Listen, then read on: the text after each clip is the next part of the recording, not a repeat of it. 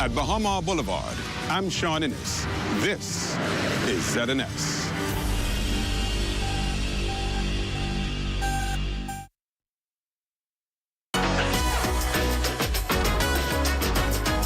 It's What's Trending with Jiminita Swain and the Bahama Beauty at the Broadcasting Corporation of the Bahamas from Studio A. It all starts right now.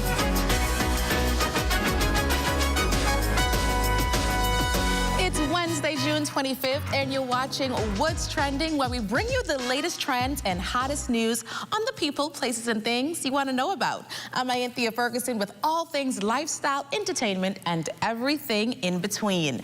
Coming up on today's show, our friends from BTC want to catch you hook, line, and sinker this weekend at the Deep Drop Fishing Tournament. There'll be boats, deals, and lots of prizes in store. More on how you can be a part of it later in the show.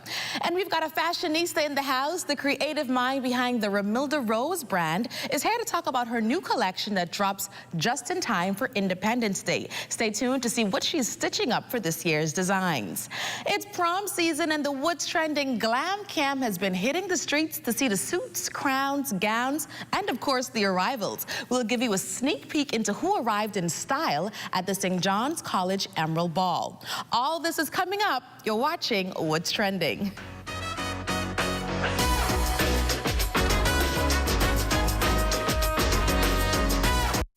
Tourism today, Bahamas tourism today.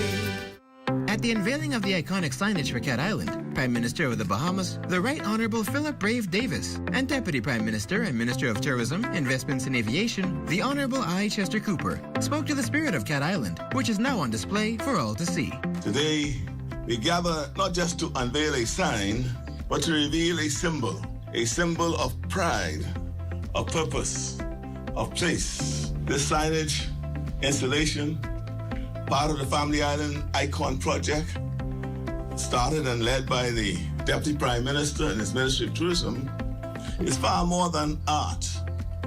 It's a mirror reflecting the character and charm of Cat Island to all who will visit. And a monument that reminds us as Bahamians of who we are. We have fused creativity with culture, design with destination.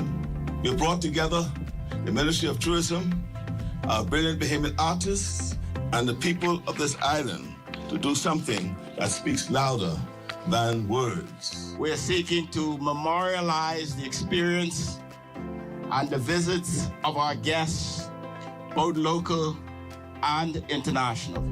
And in each of these icon signs, we want them to depict the culture, the spirit of the people and of the destination. So His Excellency Jamal Roll has set out to create just that here for Cat Island. And I've known his work for quite some time. He represents the Bahamas well as a young creative. And I know that he has done you proud.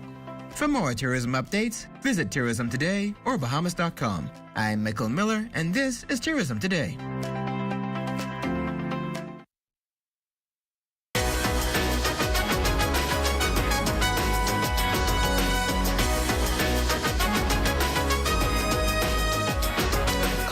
Fishermen and fishing enthusiasts, this weekend, BTC is partnering to bring you the 6th annual Deep Drop Fishing Tournament, and it promises to be a real good time.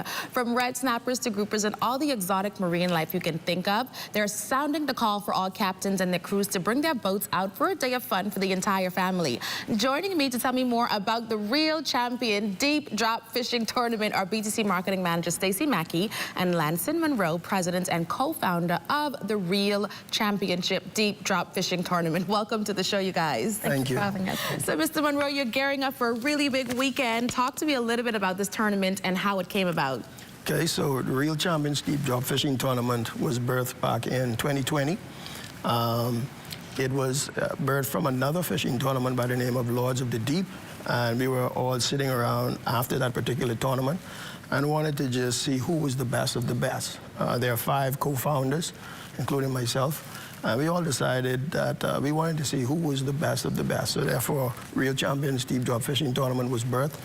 And it's just a lot of guys that are enthusiastic and passionate about deep sea fishing. And it's a lot of fun. And we'll see how it goes for this weekend. So this is just for the top dogs then? Because I was about to ask you, are newbies invited? Are novices invited? Or this just for the big boys? Well, it's for everyone. Okay. It's for the person who just has a smaller boat. If they know about deep drop fishing, they can participate. It's very, very competitive. I'll say that. It's very competitive. And we're looking forward to... Last year we had 21 teams. Okay. And we're looking to meet and exceed that this year. Okay, so what's the criteria for signing up and getting your crew involved? Okay, so the captain's meeting will be tomorrow, Thursday, the 26th, at Green Parrots Bar and Grill for 7 p.m. The entrance fee is $600, and you can come in, register. You'll be giving a number for your boat, and when that number is displayed once you come back in, we'll be able to identify your team. So what's the goal out there? To get the most fish, the biggest fish, the most exotic fish? What are you looking for? Well, what happens is it's 10 of any specific species. For instance, we have the black snapper category, yellow-eye, blackwing, queens, vermilions, 10 of each of those species. And with the grouper category, you have like misty groupers, Warsaw groupers, yellowmouth groupers. It's, there's a lot of different species of fish in the Bahamian waters. There also is a Calcutta. The Calcutta is a category for the exotics. The exotics are fish like they come from around anywhere between 1,800, 2,000 feet, maybe 2,500 feet. Wow. Fish like pomfrets, the lancet fish, scrum brob, snake mackerel, it's endless. There are many, many different species of fish in our waters. And this is what you want your fishermen to go and look for and bring back? Absolutely. And who brings the most, who brings the biggest? Yes. They're the winner. Well, not the most. So you can only 10. You can weigh right. 10. Okay, right. 10 of your heaviest fish. Okay. And as far as the prizes are concerned, we have first prize will be a LP fishing reel, rod completely assembled. That is valued around about $7,000. Wow, okay. And we have cash prizes. Each one of the categories, it's a cash prize of $500. So it has grown over the years to where we are now, and I'm very excited. Awesome. And Stacey, to you now, BTC has partnered for this exciting event. Sounds like it's going to be. What's your role and what do you expect from the weekend? Well, when Mr. Monroe reached out to us, he wanted us to partner with him to add some excitement to this event. Disclaimer, he has promised me a grouper. Absolutely. Just say that. Well, it's on TV, so you got to give out a grouper. But we also wanted to engage our customers and potential customers as well. So on Saturday, you can come out. We'll be at Green Parrots. Now, the fishermen, they leave at 6 a.m. Yes, we leave at 6:30 a.m. Yes, but starting at 1 p.m. until 5 p.m., we will be there at Green Parrots, and you can come. Of course, you can do anything that you can do at a BTC store on site. So which means we will have some devices discounted.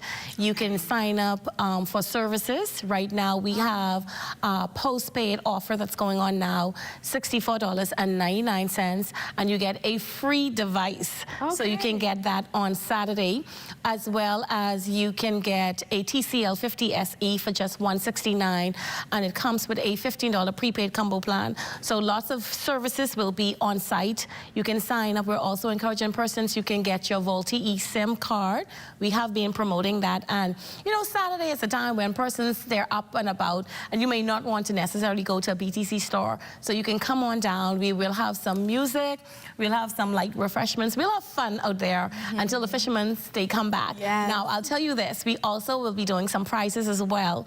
So if you come on down and you're able to guess different categories, I think it's the most grouper. Right, okay. The first boat to return. Okay. So you just simply have to come and guess. So once you come and guess, you can win BTC gift cards. You can win Fusion movie tickets. Now, if you're able to guess the 4 categories, which is most most grouper, first boat to return.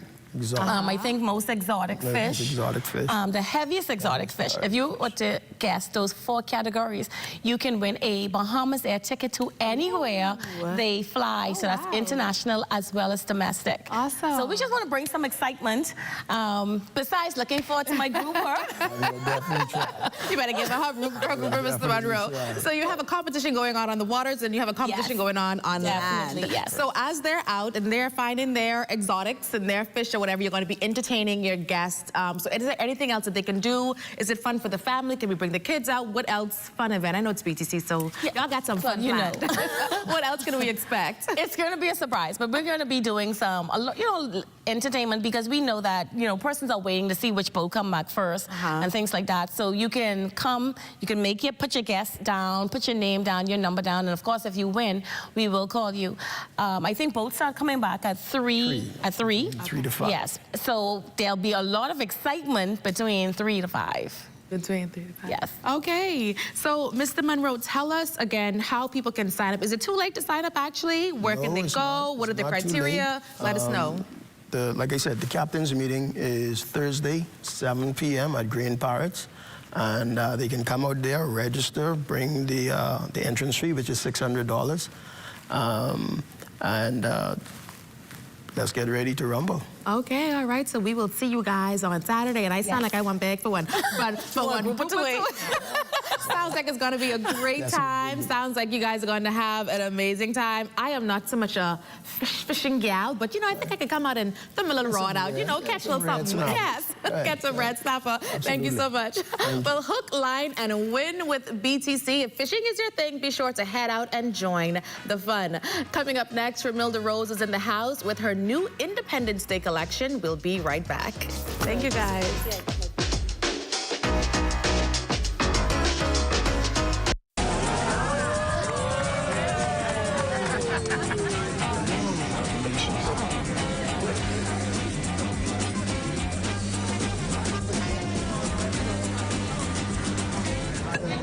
Diet-friendly special.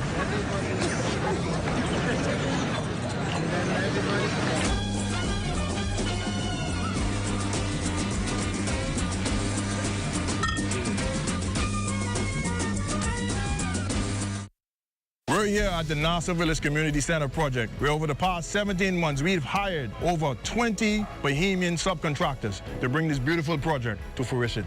I've been living in Nassau Village for more than 19 years, and to see a project like this bring great joy and pride to me. This state-of-the-art multi-purpose community center will serve as a crime-fighting initiative in the community, also help with the education of our kids in this community, and a hurricane shelter. Yeah, and it also shows what we as Bahamians can achieve when we work hand in hand with each other. We have the technical know-how, and we can pretty much deliver on any project here in the Bahamas or in the world. Bahamas Stripe and the Bahamian Company, they prove that they believe in Bahamians. Based on the outcome of this project, I don't think they're disappointed in giving a small person an opportunity to do a job such as this. The more opportunity they get, the more opportunity we will get. If you look around and see the work done so far, it just shows what we as Bahamians can do.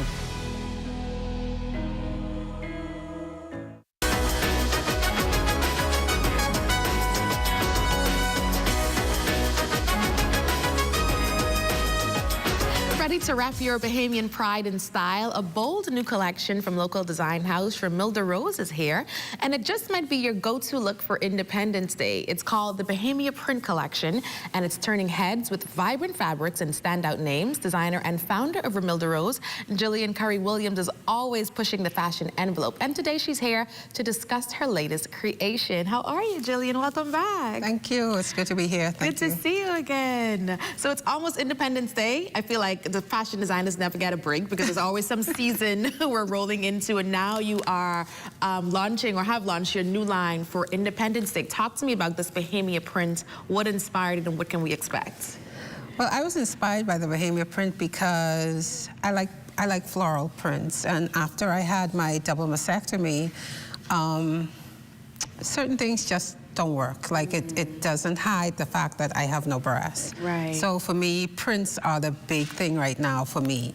So I thought, well, since I like print, why not share it with everybody else and let's see how this works. So I was scribbling on paper and then I reached out to someone I know who could have taken the design to a different level. And when they sent it back to me, I was like, this is what I had in mind. And then, of course, we went through the process of getting the right color because we had to get the right color of the flag. Yes. That was a back and forth. I actually pulled out the bag today with all of the samples that I had gotten.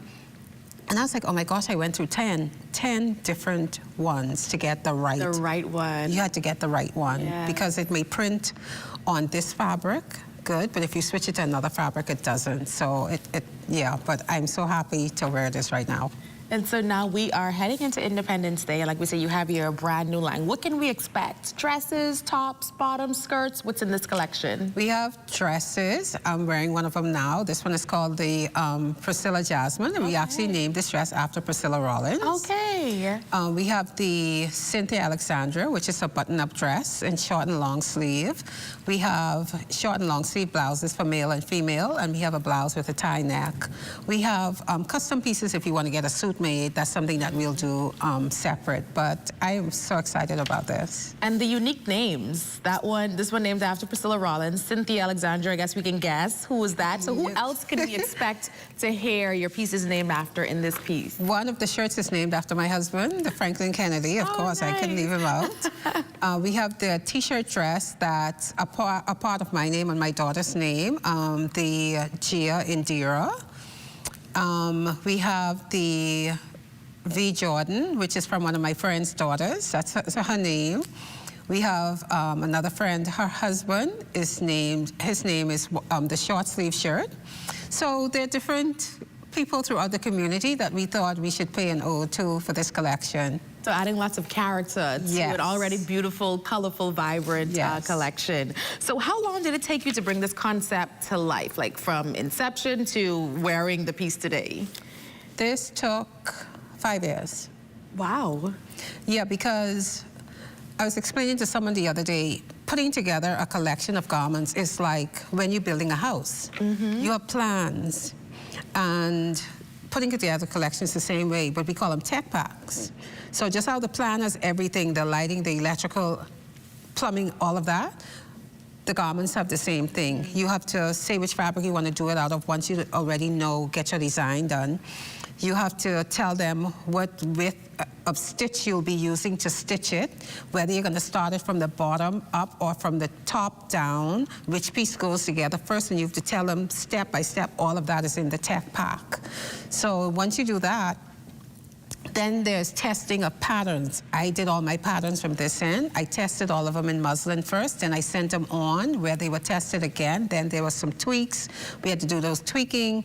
You did another set of samples. So I have like 3 sets of samples done. Yeah. And each one of those is very expensive. It's not cheap. And then when you get the final thing, then that's it. Now, if you decide, well, hey, I think I want to change that sleeve or something, then you have to go through that sample process all over again. You have to change your tech packs all over again. So it's really been, when I got my stuff yesterday, I literally sat in my studio for a bit and I cried for a moment. This is your first Independence collection? Yes, it was like this is happening. This is real. This is like, you know, like. Why was it important to do an Independence Day collection? Well, I wanted to do something that I like. I wanted to do something that I think other women like. And I've had a lot of, I found with this collection, I've had a lot of older women calling. And, you know, they want to wear the dresses to church, and, you know, and those other women are persistent. They will call you. So they've been calling, like, is it here yet? When can I get my dress? And, you know, how's it going to fit? And I said, you know, one of them I just went and I took her measurements for her just to make sure that she was getting the right thing. And she was so happy for that, you know, like, I'm going to have my money on this date now. Make sure I come and get my money, you know, like, it's really been truly an awesome experience. So what's your favorite piece from this new collection? Is it the one you're wearing now or something else? I actually had another piece that I was putting on. And then when I tried this on, I was like, I love this. This is it. That's the one. And then I have a young jewelry maker, a designer. She's a young girl. And I told her, I said, look at the Bahamian print and make some jewelry that inspires you. And she did these beautiful earrings. And she has them in the gold and the black. And then she did a nice neck piece. Like, I'm so excited. Like, awesome, awesome. So you are now, have you already launched it or it's about to launch? What's the launch date? When can people actually go and shop for the Bahamian collection? I'm actually now preparing all the pre-orders. Okay. But we do have a pop-up shop on Sunday. What Sunday is it? The 29th of June at Balmoral from 2 to 6. We have a pop-up. So you can come and you can shop, get your piece before they're sold out, because we really, you know, people say, well, oh, we don't have a lot. No, I ain't lying to you. We don't have a lot of pieces. Wow, so limited collection. Limited collection. Like, awesome. Really limited. So outside of the pop-up, how can people find your pieces? Do you have a website? How can they go about ordering? We have a website. You can find it at remildarosedesigns.net, REMILDAROSE designs with an S.net, and they're all right there. Well, Jillian, thank you so much for joining us today. Well, with bold patterns and styles for everyone, Bahamian print might just be this year's hottest fashion statement. Coming up after the break, we head into our glam cam, capturing the elegance and excitement of prom season.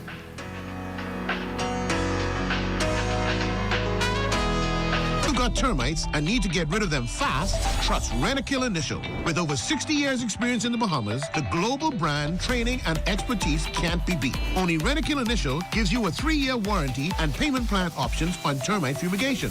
No one can match the range of treatments we offer, such as fumigation, pre-construction treatments, termite monitoring, and more. No matter where you are in the Bahamas, we will come to you. When it comes to complete termite eradication, there's only one name, Rent-A-Kill Initial.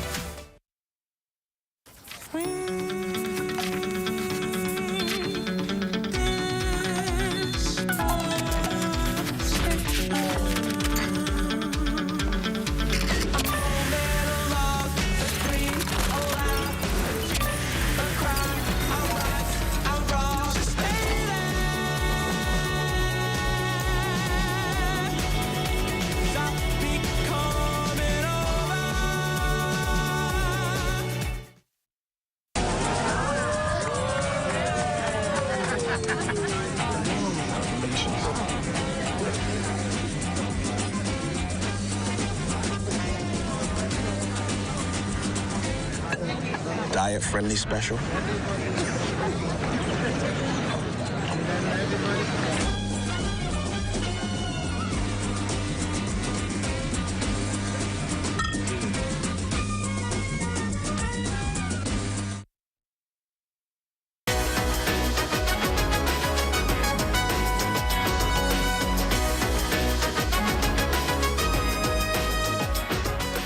Season is back like it never left. From show-stopping gowns to dapper suits and ties, this year's graduates are pulling out all the stops to celebrate their high school send-offs in grand style. The What's Trending Glam Cam was out and about this year at St. John's Emerald Ball, and we've got the fashion recap.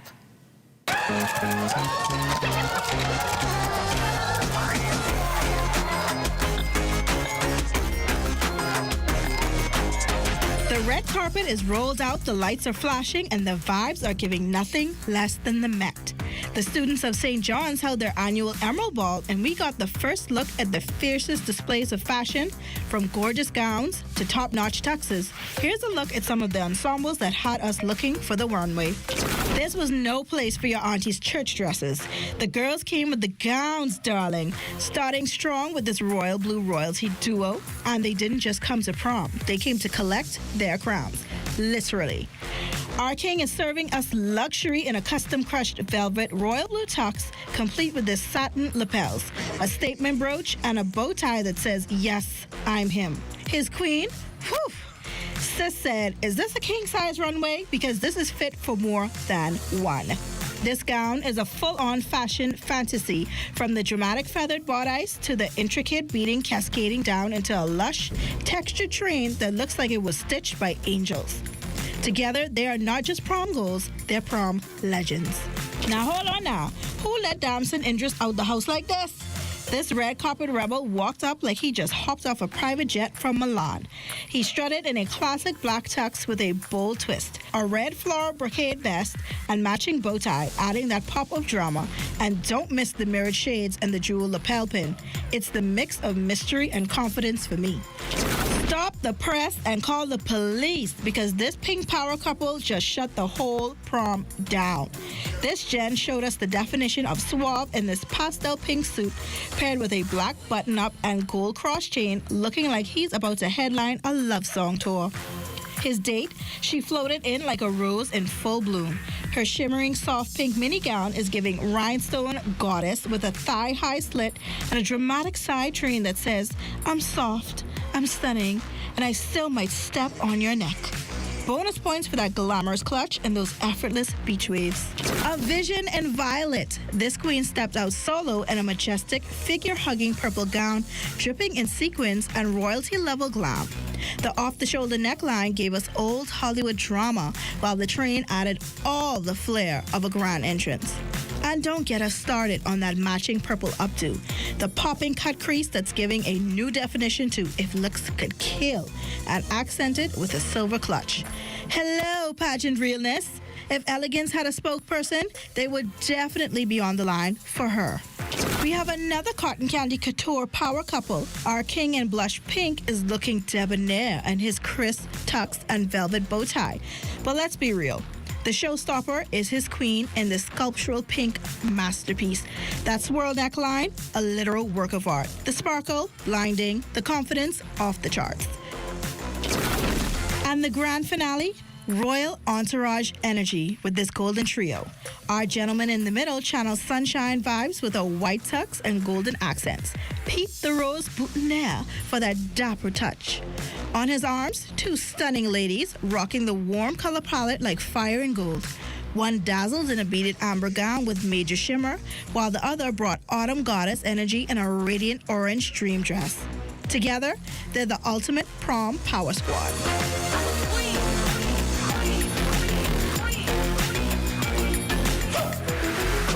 If you would like to be a part of What's Trending, DM us on Instagram at What's Trending on ZNS.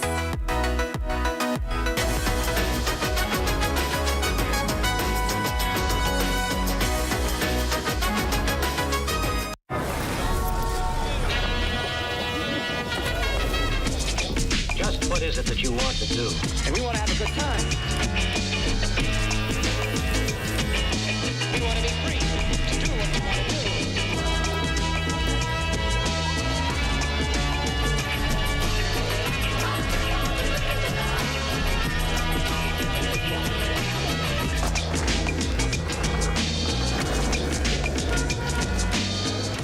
Hey, ladies, where's the Dave? Oh, okay, thanks. Bets.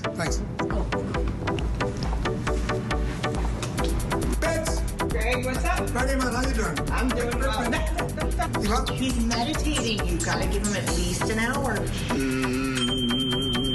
All right, well, I can wait. I ain't got nothing to do.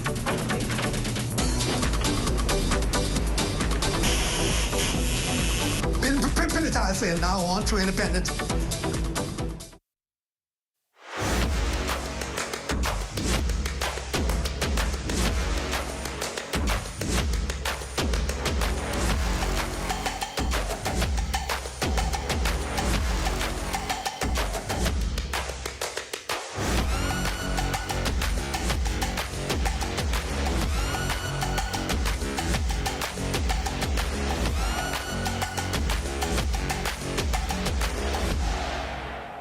Tired of looking at the same old kitchen? Step 1. Our talented recommended designer Mark crafts a custom design just for you.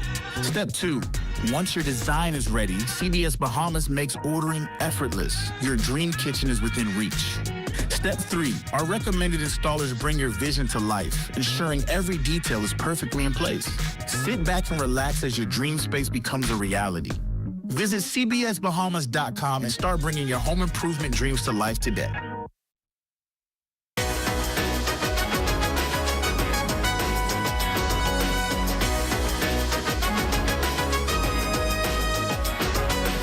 Thursday's show, the Perfume Bar will be back in studio with gift sets so good you'll want to keep them for yourself.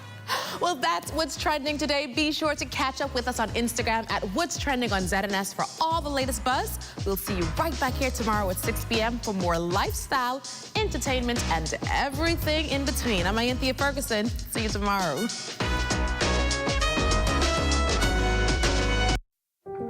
What does disability look like? In a busy airport terminal? At the check-in counter? At security checkpoints? Or even in... At Fort Charlotte, I'm Garnell James. This is ZNS.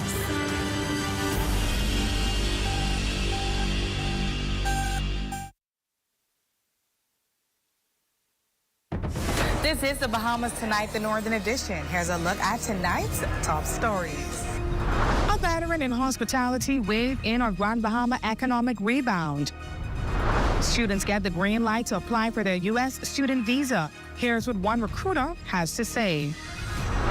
And excitement building on Bimini as a native is expected to be drafted in the NBA. The Bahamas Tonight Northern Edition starts now.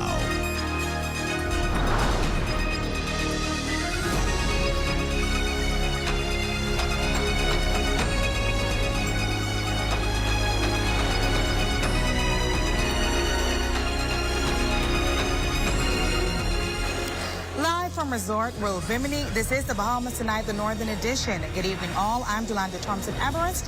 Thank you so much for tuning in. Veteran entrepreneur Hadley Forbes is optimistic about Grand Bahamas' tourism future. With over 60 years of experience, he believes that the tourism landscape is brighter than ever before. Here's Matthew Martinborough with that report.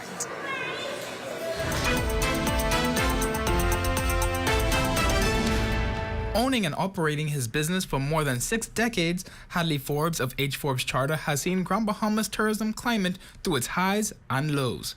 Given recent developments on the island, namely Carnival Corporation's Celebration Key, he says the future of the tourism landscape is brighter than ever. I see this Freeport Bahamas, in the Bahamas as a whole, will not see a dark days of unemployment for a long, long, long time to come. Why? Because we've been positioning the Bahamas around the world for a long time for what now is happening. The longtime entrepreneur adds he understands there may be some doubters to the sentiment. However, in contrast, he says patience can reveal the evident truth. All I am going to say to them, just wait just a little bit longer. Less than a month from now, they will be asking their boss or their supervisor to please, can I get a day off? Because they will be tired of work and they are going to be paid handsomely for the work that they do.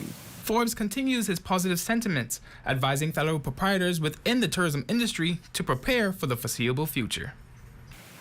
Moving forward, I would say to all my brothers and sisters who are in the tourism industry and who live within these 700 islands of the Bahamas, it's your time now. Position yourself to enjoy the good fat of the land. For the Bahamas Tonight, the Northern Edition, I'm Matthew Martinborough. Well, good news tonight for students abroad to further their education. Colorado State University recruiter says Bahamian students compared to others in the region have been minimally impacted after the Trump administration temporarily halted students' visa application in May. Cleopatra Murphy has the details. The U.S. State Department has resumed visa applications for students looking to study in the U.S. with one caveat. All social media profiles must be switched from private to public. This is, as the State Department says, under new guidance. It will conduct comprehensive and thorough vetting for all students and exchange visitor applicants in the F, M, and J non-immigrant visa classification. Reasoning, the U.S. must be vigilant to ensure applicants do not intend to harm the U.S. or the national interest. While students have had to list their profiles for years, recruiter Alejandra Pinder says the policy has changed. The major difference right now would be asking the students to open up their pages, like remove the locks on it, and of course now going to an additional 5 years in the past in order to see if students' political views probably does not align with the United States, or perhaps if they are promoting any criminality stuff that will also, cause some sort of problem. While the policy shift may cause alarm for some students, the recruiter says individuals must always be aware of what they post, urging that they go beyond the 5-year window to clean their profiles, but insists character and integrity should always be intact despite a visa interview. You have the ability to also control your social media platforms by not putting up like gun signs and stuff like that. You should not be engaged in the political climate of America. Not saying that you should not be watching it, because of course you need to know what's going on and what you are getting yourself into. So as long as they stay away from anything negative, they should be fine. In the face of the policy change, Pinder urges students to be mindful of the turnaround time for student visas, as there may be some delays. Many schools have been setting up where the students can start online, and then if they aren't able to make it for August, protecting their online schooling, their scholarship will still be protected until they can get an approved visa to come in for the spring. For the Bahamas Tonight, the Northern Edition, I'm Cleopatra Murphy.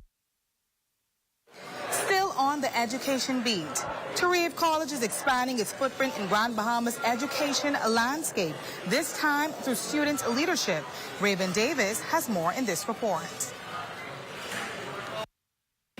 Just months after officially launching its licensed practical nursing program, Tarif University College marking yet another milestone with the installation of some 11 student council members, and they say they're ready to lead the charge. We wanted to start the student council, of course, so it can be passed down to future nurses. The installation ceremony taking place Thursday at the Bahamas Union of Teachers Hall, where the council members were officially read their duties and pinned. CEO of Tarif College, Randall Cooper, says he hopes the official formation of the student council will further underscore the importance and impact of the LPN program. We went through the pandemic, and we all know that there was a shortage of nursing personnel, our medical personnel, and so to be able to participate in filling that gap and fulfilling that need, training them, not just putting people out, but training them, we're happy to do that, and so we would like that message to get out. Also bringing remarks was Permanent Secretary in the Ministry for Grand Bahama, Joel Lewis, speaking on behalf of the minister. He shared that significant investments are underway on the island, including the construction of the Freeport Health Campus and a doctor's hospital. He says these developments offer students a prime opportunity to fill critical healthcare gaps. In the midst of a transformative journey, and you stepping into the roles that require more than innovation. They require heart, strength, and commitment to serve. Officially penned, the new council members say it's an honor to serve, and they're focused on advancing the goals of the program and amplifying student voices. Some of the main objectives I hope to achieve first would be to get awareness out there of our program, seeing that it is the first LPN program here on Grand Bahama at Tarif University. Focusing on leadership, we can teach our members how to be visionaries and trendsetters. And service is about going into the communities and helping in need, and partnership. With the new council in place, Tarif is hoping to not only empower its student leaders, but also shape the future of healthcare in Grand Bahama. For the Bahamas Tonight, the Northern Edition, I'm Raven Davis.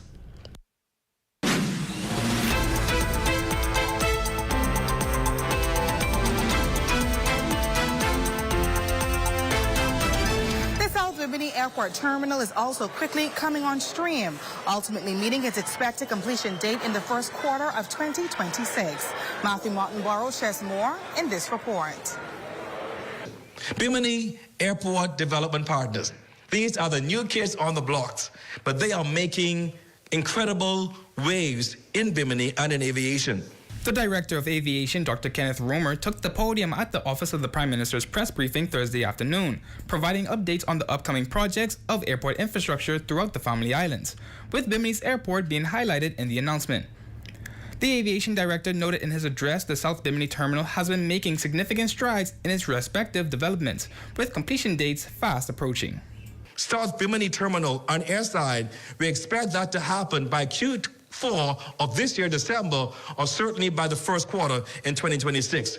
Some of the major phases of note, Romer says, has been the completion of an apron expansion to improve parking and taxiing areas, installation of a weather station for real-time reported updates, and beginning discussions of major airlines to begin airlift into Bimini, just to name a few, with more development fixtures being mentioned. Bimini Airport Development Partners completed significant airside grading works. They've removed existing mounds and ponds and vegetation from both inside and around the fence lines in Bimini. They've installed new precision approach path indicator lighting systems, or PAPI systems, and replaced the existing runway lighting in Bimini, South Bimini. With the airport expansion continuing, it commenced construction of a new terminal building, new freshwater and waste disposal utilities, and implementation of a new standardized prestigious aviation practice operational procedures are all aligned as the South Bimini Airport grounds are soon to be completed shortly. For the Bahamas Tonight, the Northern Edition, I'm Matthew Martinborough. Well, excitement is in the building as VJ Edgecombe, Bimini native, is projected to be a top 5 pick in the NBA draft of 2025. While many have traveled for the big day, those who remain in Bimini are rallying together to host watch parties for the big event. What up? VJ Edgecombe, my goodness. Glad for him, because he waited. He is a good boy, He didn't forget his God, and that's important. When he was young, when his mommy sent him to the shop, he had the basketball going to the shop, because sometimes his Aunt Dory tell him, why hurry up, go to the shop, stop bouncing that ball. He'll go up, and he come back bouncing the ball again, and he send him to the shop, and that's the kind of person he was. He already donated $50,000 to Gateway for scholarships, and he came back home with Nike and promoted tennis for the young men, them or ladies playing basketball or any kind of sport. So he means well. I feel that this is a very exciting moment for Bimini. We are very proud of VJ and very excited for tonight. This is just one of the most historical moments for Bimini. As a Biminite and as a Gateway Christian Academy fan, I am so excited. I had the opportunity I worked at the school to work along with VJ. He is a hard worker. He is a humble person. He is a family person, and he loves friends.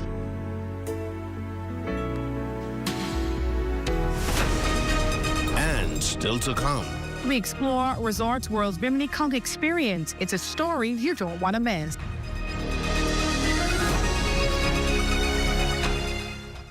Step into a life of luxury and convenience with the Commonwealth Bank Platinum Card. From earning premium cashback rewards on every dollar spent to enjoying comprehensive travel insurance, shop with confidence, knowing your purchases are protected. Our Platinum Concierge service turns your requests into reality, wherever life takes you. Let the Commonwealth Bank Platinum Card be your passport to exceptional experiences. Commonwealth Bank, leader in personal banking services. Come on down and see what Dolly Madison has in store for you. Renovate and rejuvenate at Dolly Madison. Come and be blessed at the New Life Worship Center in Freeport, Grand Bahama, where Bishop Simeon Ouden is the senior pastor. Services are on Sunday at 9 a.m. and Tuesdays at 7 p.m. Come and experience a time of praise and worship in the Word. Walk, run, or cycle in the Ministry for Grand Bahamas Welcoming Home 5K Road Race and Health Fair on Saturday, July 5th, beginning at 6 a.m. at the Harold de Gregory Complex. Bring the family for a morning of fitness, fun, and culture. Get free health screenings after the race and purchase a healthy breakfast from participating vendors. Registration is free. Go to ministryforgb.com to register today. From July 2nd through the 10th, Grand Bahama is the place to be. Don't miss the Welcoming Home Grand Cultural Festival in downtown Freeport, Saturday, July 5th, beginning at 7 p.m. Bahamian food, arts and crafts, kids corner, and live performances by Recon Bahamas, Sherrod Taylor, Nishi LS, Avi, and DMAC. Go to ministryforgb.com for the full welcoming calendar of events. The Bahamas Turks and Caicos Association and family and friends of Mr. Headley James Cornelius Forbes invite you to a service of reflection and celebration of a man with a heart for the people. Come, let us give God thanks for this gift. A man of humble beginnings who rose to become a successful businessman and philanthropist. This service will be held on June 29th at 4 p.m. at Jubilee Cathedral on Jubilee Boulevard. Let us remember to honor those who labor among us. Here at Freeport Decorators, we have hundreds of products for you to choose from. Whether you're in the market for trophies, plaques, rubber stamps, corporate signs, any kind of interior signage, stamps, or seals, we're your one-stop shop. We feature glass, acrylic, crystal awards for every occasion. We build all the trophies here on site. Looking for a gift item? We feature pens, key rings, mugs, tumblers, barbecue tools, even bamboo cutting boards. Have something already? Bring it on down. Let us see if we can print that special something on it for you. Need a headstone? Memorialize the memory of your loved one with a beautifully lasered granite marker. Our store hours are Monday to Friday, 9 to 5. We focus on customization. So if you have an idea or a new concept, bring it on down or call us at 352-5557 or even WhatsApp your idea to us at 646-0777 and we will do our best to make your awards and recognition ideas a reality.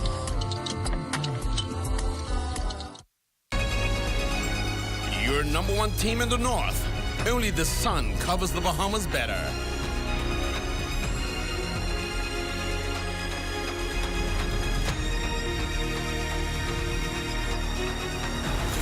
Welcome back.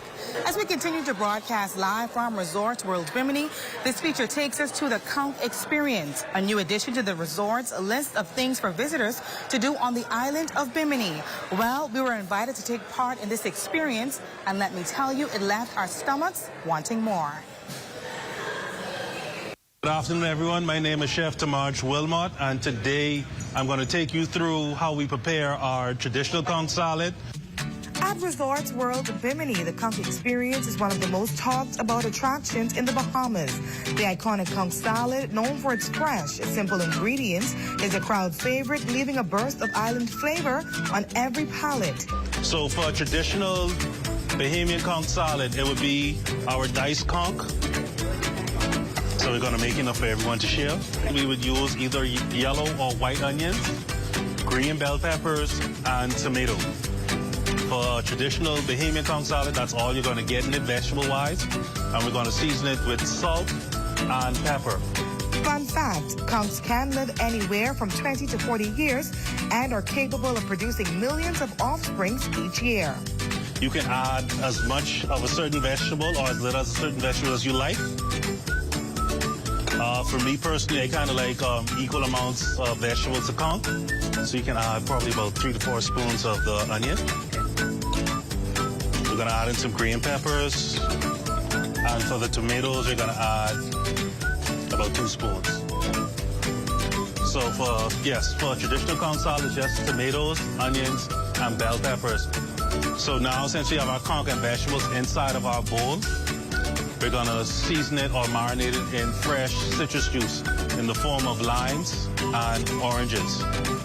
After the exciting demo, visiting tourists described the country's national dish as nothing short of delicious, packed with bold flavors that truly capture the spirit of the Bahamas. It's good. My name is Crystal. I'm from Miami, Florida, and the experience here was very good. I learned how to take conch out of the shell. I learned how to make conch salad. Hope I learn how to do much more. And then I'm going to be a true Bahamian. Our experience here has been lovely. The fresh conch salad was amazing. The citrus of it, just the taste was just extraordinary.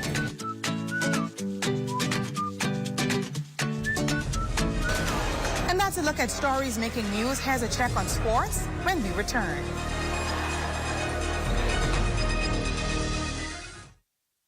Journey to a serene oasis. Relax. Rejuvenate. Renew.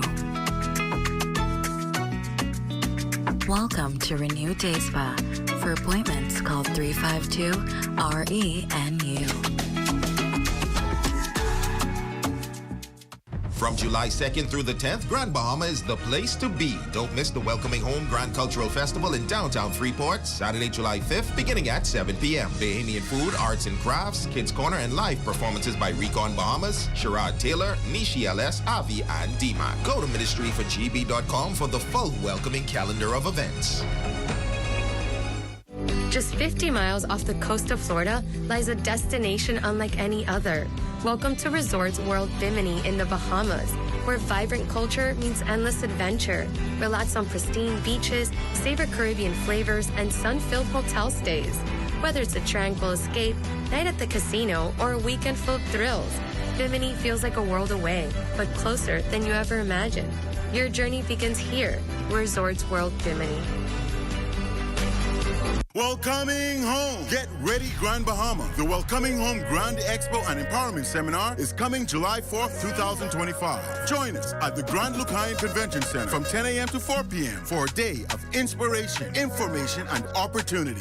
Hear key updates from the government and connect with top investors, entrepreneurs, and business leaders. Whether you're returning home or looking to grow your vision, this is your moment. The future of Grand Bahama is now. Be a part of it. That's Friday, July 4th at the Grand Lucayan. Don't miss it.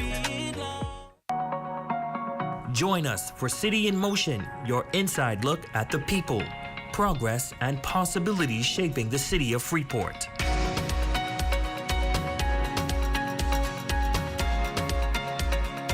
Each week, we bring you the stories behind the movement.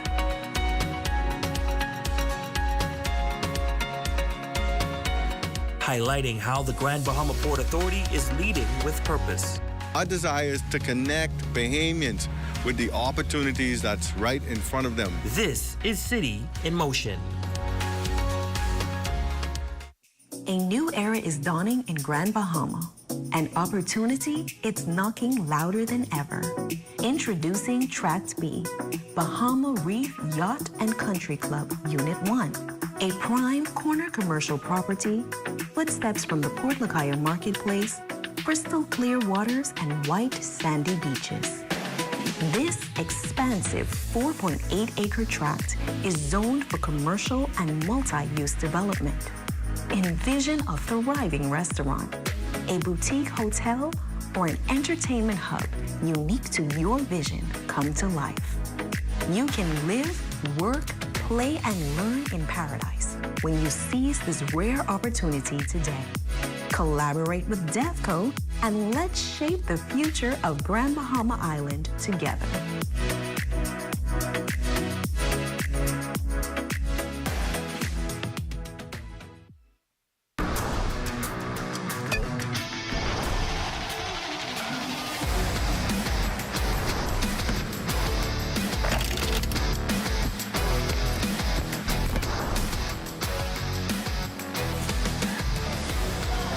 What is happening, beautiful people? I'm Shane Stubbs with your evening sports update. Mako Aquatics put on another dominant run at the Bahamas Aquatics Federation Swim Nationals over in New Providence. And of course, Mako Aquatics Grand Bahama played a huge role in the club winning its 7th straight national title. They did extremely well. They trained hard.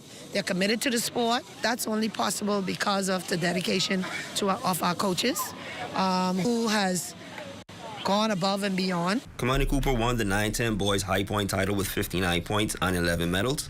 Zoe Williamson earned 12 medals, including 7 individual, 3 gold and 4 silver, and was the 15-17 girls high point runner-up.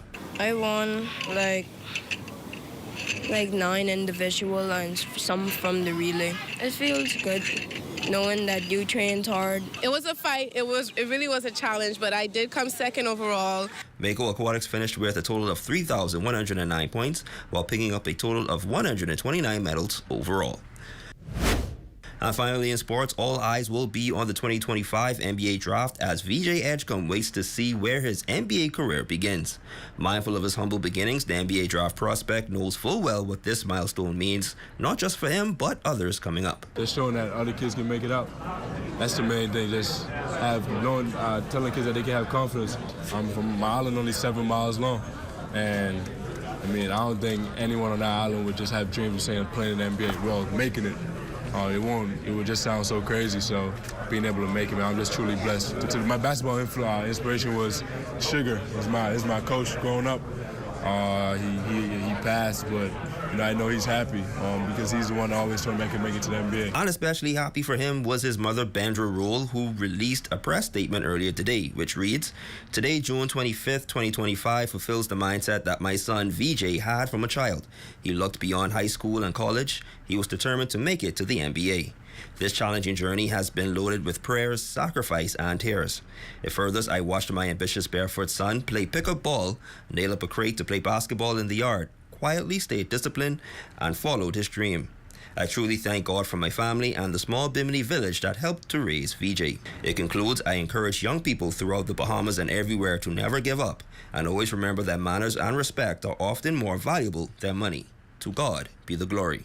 The NBA draft airs tonight at 7 p.m. Catch it live on ABC and ESPN. And that's your quick check on sports, ladies and gents. I'm Shane Stubbs. Your Facebook friend of the day is up next.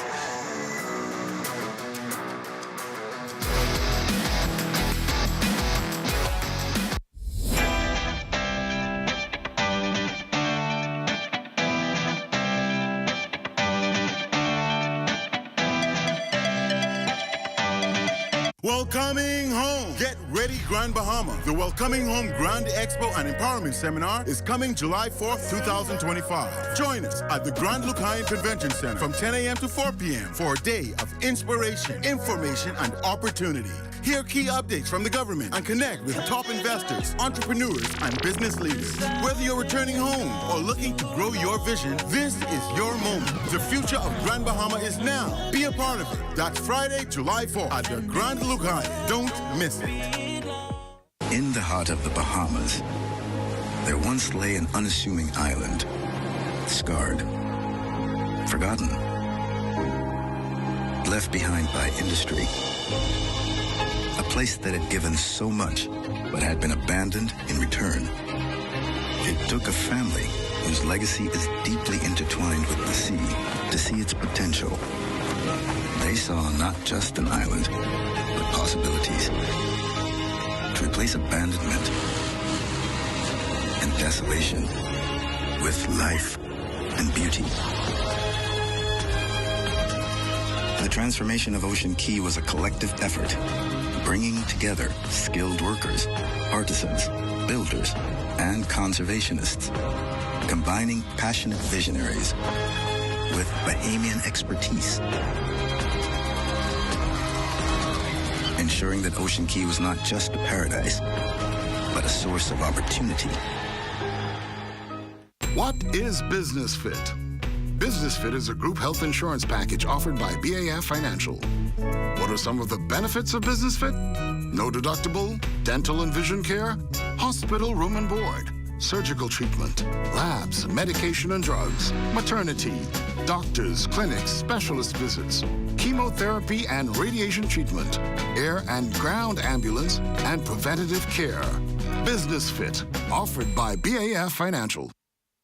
While others see customers as numbers, we see our customers as people, neighbors, friends who deserve more than one-sided connections. That's why we are redefining what real connection is by prioritizing our customers and showing our appreciation by putting our money where your loyalty is.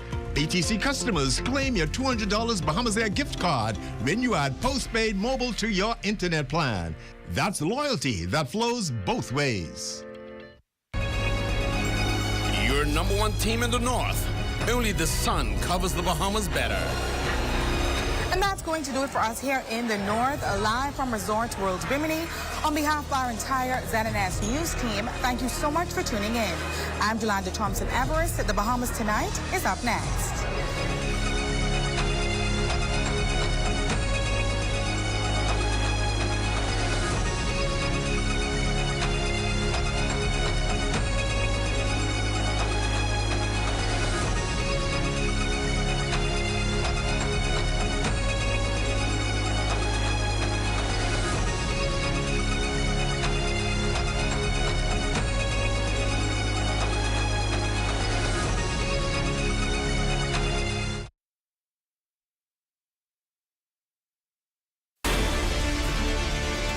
I have been coming to this island since I was 12 years old. It didn't take me long to realize the rich history it has here. When I bought this island in 2018, I fulfilled a lifelong dream. The goal is not only to preserve the memories I made over those years, but to make new ones and to give others the opportunity to do the same. As we go through this process, it has become clear to me. We aren't just rebuilding an island, we're reviving a legend.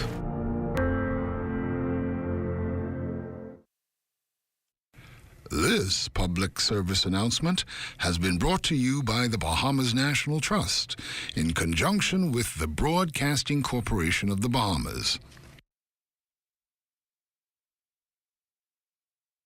For 60 years, we have been here, the voice of the environment.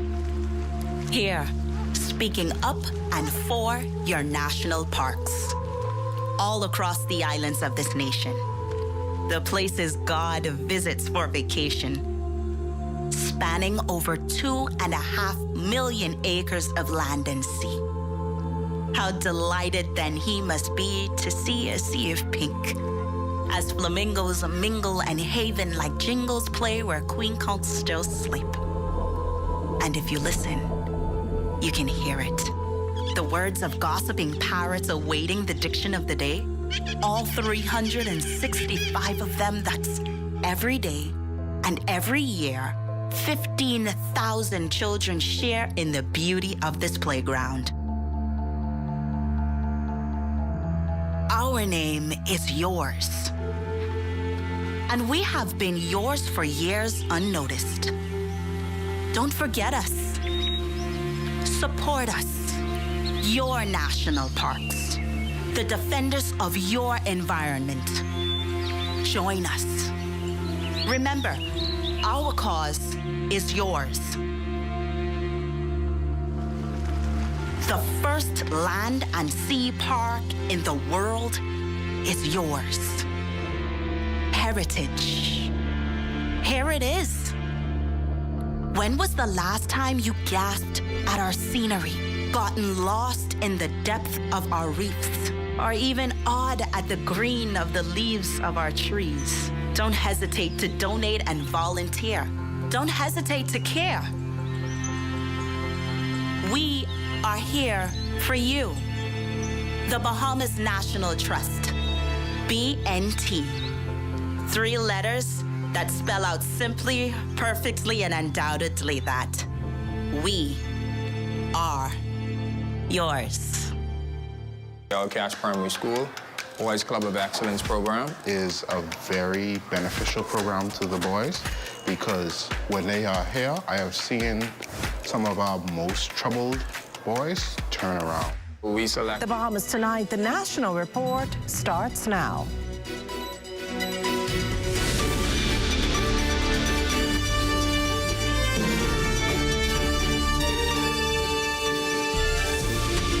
Good evening, everyone, and welcome to the broadcast. If you're following international reports, oil is falling so much it's now cheaper than it was before the 2-week-old Iran-Israel conflict. Here at home, a petroleum expert is reassuring consumers amid any potential rise in local oil prices. Focal Holdings President and CEO Dexter Adderley predicts that while a spike in oil prices due to the conflict in the Middle East is imminent, the increase is expected to be short-lived. Altavis Munnings joins us in studio tonight with more. Good evening, Altavis. And good evening to you. Let's start off with where gas prices are right now. Esso is $5.51 per gallon, with diesel at $4.57 per gallon. Motorists will pay $5.48 per gallon for gas at Rubis and $4.84 for diesel. And Shell is charging $5.50 per gallon for gas and $4.75 per gallon for diesel. Now, Focal's president and CEO, Dexter Adderley, confirmed to our news team that wholesale oil prices are already beginning to shift, signaling potential upward movement in local fuel costs. However, he is working to quell fears and calm tensions among consumers, stressing that the situation is likely to stabilize very quickly. And so from a price perspective, we're very comfortable and there are no needs for concern. From a pricing perspective, it would appear as of today that the spike is going to be short-lived. So we're not anticipating at this moment that the increase in prices will be long-lived. And so we're continuing to monitor the market. And of course, the market is volatile. And it really depends on the stability, whether the ceasefire in the Middle East holds. But as of today, traders are cautiously optimistic that the spike is going to be short-lived. On the other hand, in hopes of transforming the country's energy system, the government has signed an agreement with Focal Holdings Limited to implement liquefied natural gas, better known as LNG. And according to Adderley, the company is making tremendous progress in this direction. It's a very complex project. We have hundreds of people involved in the execution, and I'm very pleased that our relationship with Shell and all the local and the international suppliers, it's working well, and we are well on the way to fully developing the LNG to power project. Now, at the end of that LNG project, which is expected to take shape early next year, Bahamian consumers can expect cleaner power generation, additional capacity, and more reliability. The cost of electricity is also expected to see a further downward trend. And we will continue to monitor any fluctuation in oil prices that may impact local gas and diesel prices, just for all of you consumers nationwide. Back to you. Well, thanks, Alto. Well, senators spending much of the afternoon, well into the evening, combing through the various heads of the 2025-2026 budget, just days ahead of the start of the new fiscal year. Wrapping up the government's contribution in the upper chamber this morning, Attorney General and Minister of Legal Affairs, Senator the Honorable Ryan Pinder, who, armed with stats, disclosed that between July 2024 and this very month, the Department of Public Prosecutions prepared 277 voluntary bills of indictment and conducted 303 arraignments before the Supreme Court. In total, since last July, we've disposed of 165 matters. 12 convictions, 30 acquittals. We found plea agreements, and we've spoken about this before, plea agreements as one of the most effective ways to dispose of criminal matters. Not only does it spare the complainant from having to relive horrific events at times, but it also saves judicious time and reduces backlogs in the courts. For the last fiscal year, we've concluded 66 plea agreements. We've had a total of 55 nollies. We've been very aggressive in assessing older case files to figure out and understand whether they should be prosecuted, whether the evidence is there and the evidentiary value is there to continue these because they just clog up the system. The Attorney General also touted the success of having revoked the bails of several defendants and depositing their sureties in the public treasury. Over in the High Court, the Court of Appeal handed down a total of 63 judgments with respect to appeals heard in the last fiscal year. The prosecution was successful in 95 of the 113 appeals. The vast majority of the appeals, we were successful.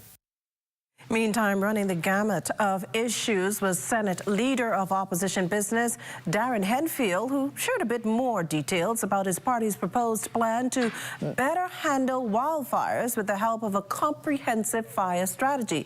If elected, a Pintard-led administration has promised to establish a standalone, fully resourced fire department that's mandated to develop a volunteer fire brigade throughout the country. The head of the newly established department will report directly to the minister responsible for fire services, not to the Commissioner of Police, as is currently the case. Our rationale is simple. A standalone fire department with its own chief will allow much more dedicated and undivided focus and attention to fighting fires. Additionally, we will free up trained police officers to focus solely on policing and the things associated therewith, and by so doing remove the burden of fighting fires from an already overtaxed police establishment. These firefighters may be recruited from our various family islands, trained and then returned to their respective islands to work in the fire services.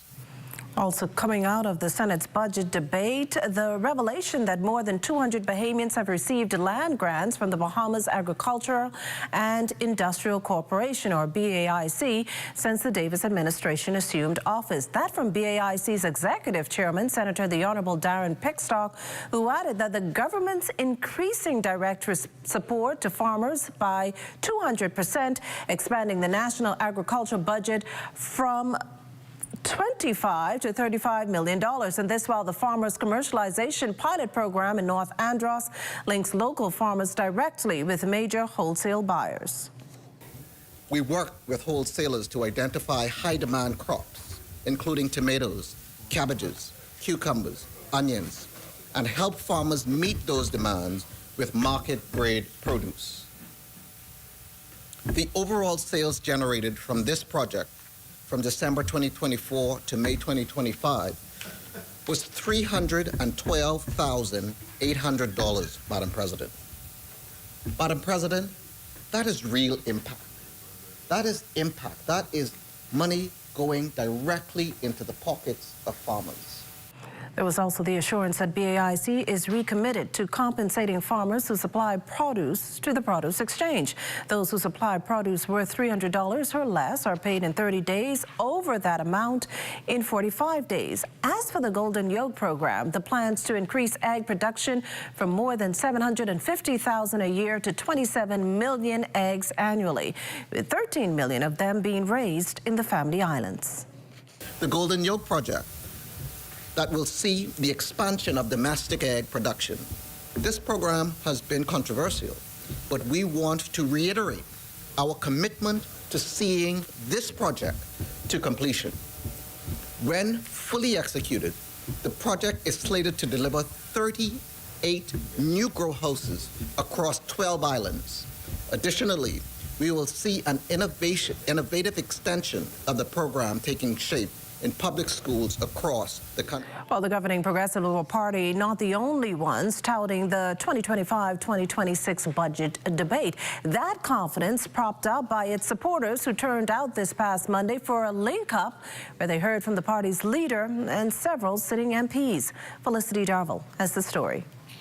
3,500 public servants promoted, 2,000 young people hired, 56 industrial agreements signed, and 2,400 government workers getting a pay raise at the end of this month.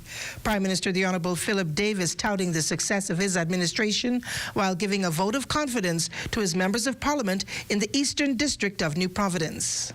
Through it all, we have remained true to our founding philosophy, that the most valuable treasure of the Bahamas is the Bahamian people. Every policy we implement, every program we launch, every decision we make is guided by a simple question. How will this improve the lives of Bahamians? When has anything worth building been easy for the PLP? We were not built for comfort. We were built for impact. We were built for progress, built to push through, built to lift people up, and to build the change of people's lives.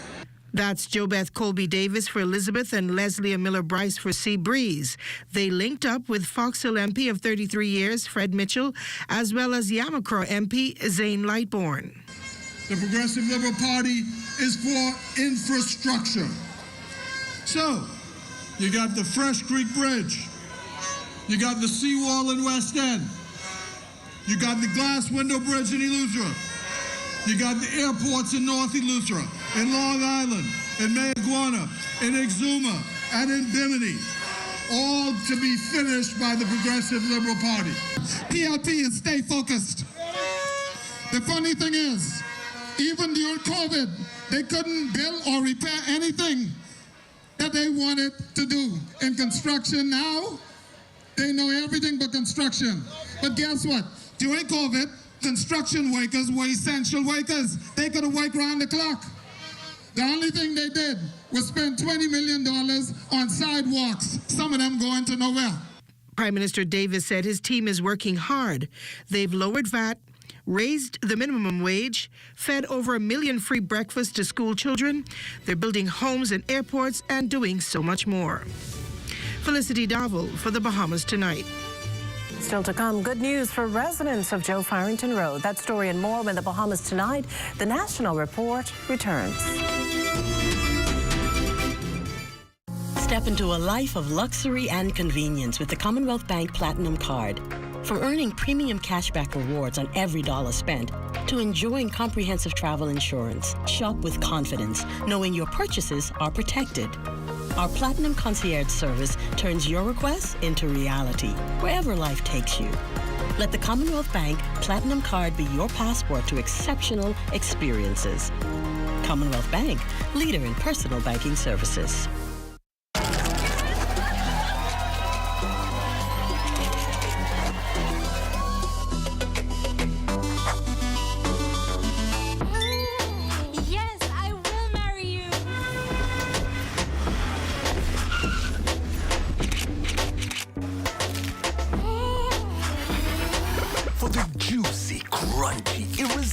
Taste of a KFC big deal, some people will do anything. KFC is finger-licking good. While others see customers as numbers, we see our customers as people, neighbors, friends who deserve more than one-sided connections. That's why we are redefining what real connection is by prioritizing our customers and showing our appreciation by putting our money where your loyalty is. BTC customers claim your $200 Bahamas Air gift card when you add postpaid mobile to your internet plan. That's loyalty that flows both ways. Only one item? Are you tired of limited choices? I'll have the one item on the menu, thank you. Wow! So many choices. Why settle for less when you deserve more? When it comes to the ways you pay, the more, the better. With a variety of payment options available, you can enjoy the freedom to choose what works best for you. Choose freedom. Choose flexibility. Choose from the full menu of payment options. The future of pay is digital. Wait, what are you grabbing all these pizzas, boy? Wait, Marcos, wait. We have a special on all the large one-topping pizzas, wait. Pineapple. All. Barbecue. All. Wait, VAT included, boy. I need the $10 special plate. How many of them would you like? 20 in it. Thank you so much, man. $10, that's it? The Marcos got that deal, boy.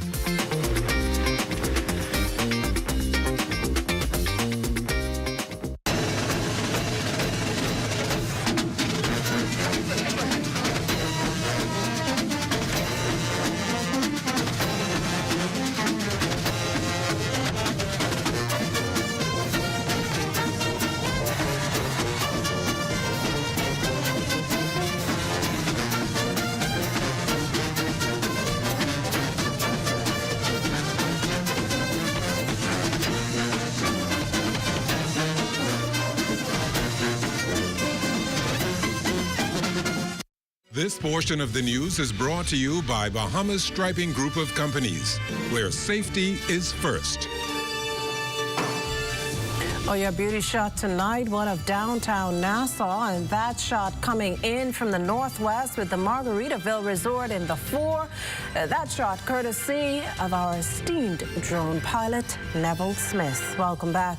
Deputy Prime Minister, the Honourable Chester Cooper, and Team Tourism ending their 3-day sales mission to Canada on a high note. Corval Pyfrom reports from Toronto, where more direct flights to Nassau will be taking off. A night mixing it up with the media to an early morning appearance on Toronto's top-rated morning show, a seemingly indefatigable DPM Chester Cooper was once again delivering big news. What is the new news you have to share this morning? Orders going to the Bahamas, direct, non-stop, 10 additional flights a week.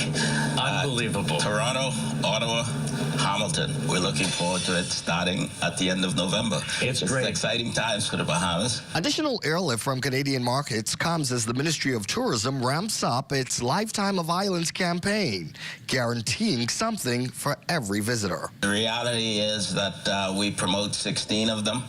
We make it easy, accessible. We have direct service now going into 4 of them, direct from Canada, Nassau Paradise Island. And Nassau Paradise Island is still amazing. It's still phenomenal. And the Deputy Prime Minister seems confident the message to Canadians is resonating. People know the Bahamas, but we're not resting on our laurels. We want to tell them that it's still better in the Bahamas and there's still a lot to see and do. Those additional flights from Porter Airlines are expected to come on stream this November. In Toronto, Ontario, Corval Pyfrom, The Bahamas Tonight. And speaking of tourism, Atlantis is buckling up for a potentially rough summer due to lower than normal bookings coupled with other challenges across the tourism sector. Company President Audrey Oswald says based on indicators from online sources, over the next few months, occupancy will likely see a shortfall before any level of rebound can be expected. Occupancy for June, July, and August is a little bit different from prior years. While occupancy for June is very high, the rate that customers are paying for the rooms is down, so that translates to lower overall revenue. July still booking. It looks like it's going to be similar to June. We have a much shorter booking window than we have had experienced in the past. August is uncertain at this point. And it doesn't help that there have been concerns of a possible war with the ongoing tariff dispute still impacting prospects on consumer confidence for leisure spending. We're an agile organization. We've been around for many years, over 27 years. We've been there before unfortunately, during times of war, during times of financial crisis and other challenges. So we're always poised to react quickly. We have not really seen an impact yet, but I do believe that the slowdown in tourism is related to a lot of those outside world events. All residents in the Joe Farrington Road, this next one for you. The multi-million-dollar water improvement project spearheaded by the Ministry of Works and the Water and Sewage Corporation officially gets underway at 9 tonight from Bay Lily to Foxhill Road. The estimated 3-month project is expected to improve water supply and minimize the amount of water maintenance in the area. It's said to answer 70% of complaints the WSC receives from this area alone. Okay. And so what we do, we lay the mains, we test them, and we make sure they meet international best practices. And once we are sure of that, then we switch it over. And so we switch it over in a short segment of time, we notify the public, and that's when we switch it over. So and what it's almost be seamless. One of the things that we are going to be experiencing during this is some disruption. Mm-hmm. And there will be delays, but we're going to be keeping those delays to a minimum. And we're not going to prolong it. There will be some traffic diversions, and the diversions will be through the Seabreeze Lane, Pine Yard Road, Hannah Road, or Lumumba Road.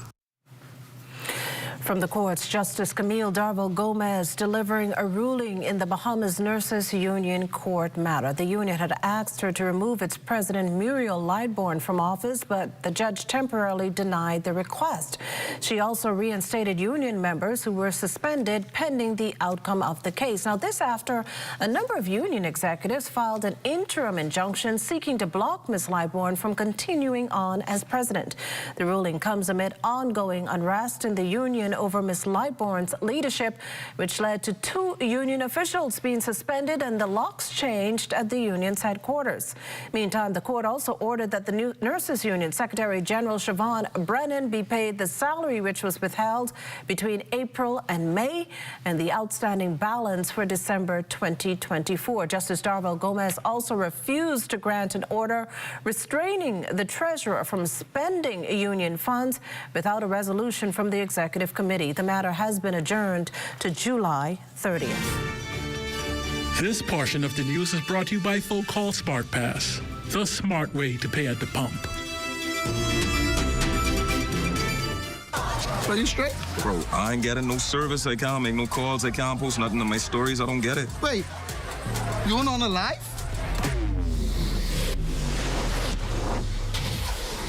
Shad, come, let's fix that. Come. This one needs saving. Pour them over, please. Say less. Sign up today. Enjoy 5 gigs on us with select prepaid plans when you port your number to Alive, or 3 months free Alive fiber services when you port your landline.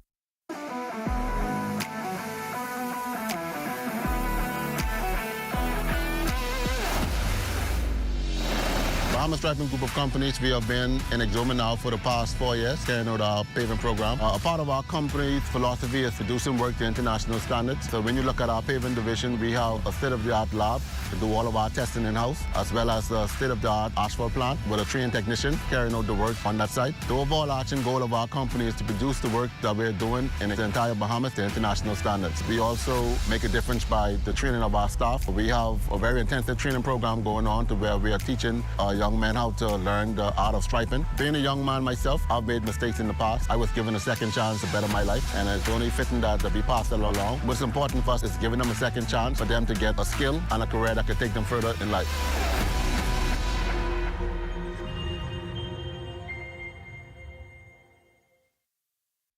As a professional graphic artist, I work from anywhere in the world. When I travel, I try to keep up with my paperwork and bills as much as possible, utilizing NIB's ESS, or Employee Self-Service Portal, to submit my monthly payments and to upload my contribution statement makes life easier. The portal is pretty easy to use too. I consider it to be user-friendly. It asks all the necessary questions to guide me through uploading my contribution statement, and I like that it calculates my payments. The NIB representative who showed me how to use the portal, she was patient, friendly, and knowledgeable. I used to fill out my contribution statement manually and visit an NIB office every month to make payments. But now the ESS portal allows for the entire process to be completed online in a time-efficient manner. Like, yay, thank you, that's done. You should sign up today at ess@nib-bahamas.com.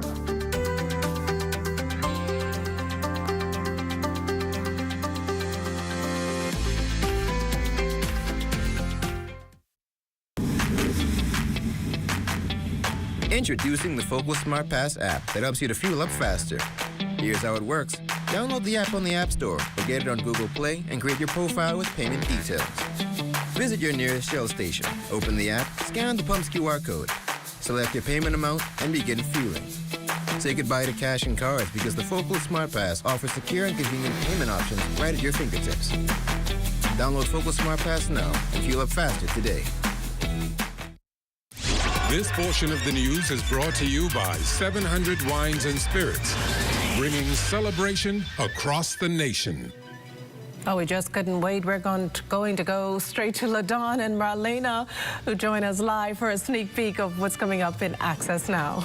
Well, because we're still graduation season, I think South Andros had a graduation. Yes, and Atlantis. You've got both graduation. Both ends of the spectrum. We've got the details of those coming up. Well, sounds great. Stay with us. Our feature story is up next.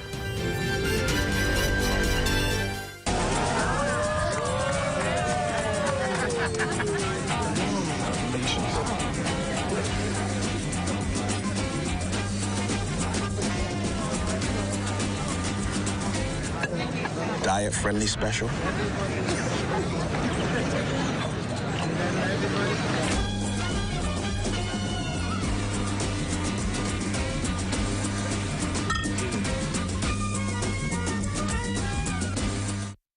Early detection of breast cancer can save your life. If you are 40 years of age and older, you should have annual mammogram screenings. If you notice any changes in your breasts or the surrounding areas, ensure that you see your healthcare provider immediately. A message by PAHO WHO, the Ministry of Health and Wellness, the Public Hospitals Authority, and with support from the Universal Health Coverage Partnership.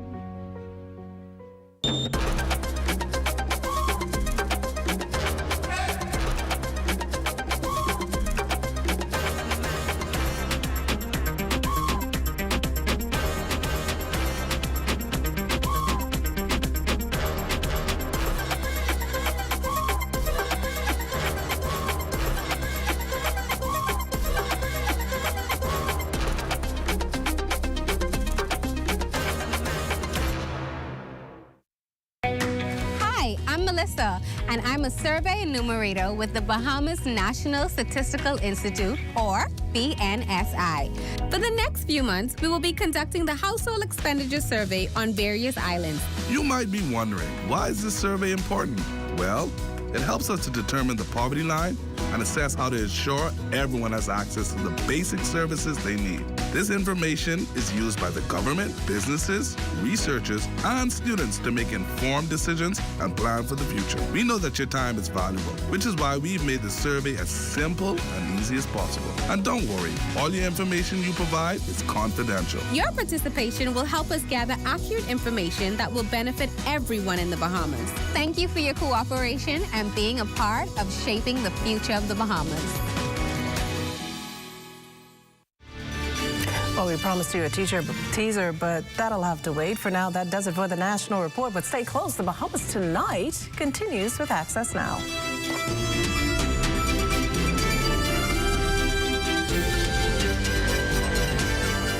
After 30 years of banking, I've decided to take a leap of faith. I moved from banking into an untapped industry, which is manufacturing in the Bahamas. And now we are standing on 3 acres of land on which we're going to be putting the Bahamas' first end-to-end plastic recycling company, Eden Recycling and Manufacturing Company Limited. Eden has 2 arms, recycling and manufacturing. This is groundbreaking for us. It's never been done before. It really makes a difference, not only in the Bahamas, but even around the world. This is not just a project that we're doing so that we can make a couple of dollars. We want to make sure that it benefits those who come after us. In future generations, we hope that this is a small vision, that they will take it and they'll expand on it. We can have the formula for what it means to do end-to-end recycling in the Bahamas, in the region, and even if we have to export these ideas and thoughts and concepts even into the U.S.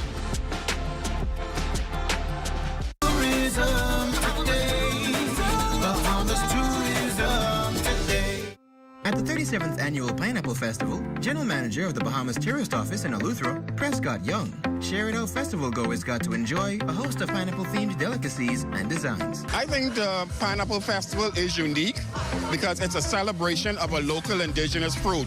Pineapples are produced in large quantities here on the island, and to the best of my knowledge, they are not produced on the scale in other islands as they are in Eleuthera.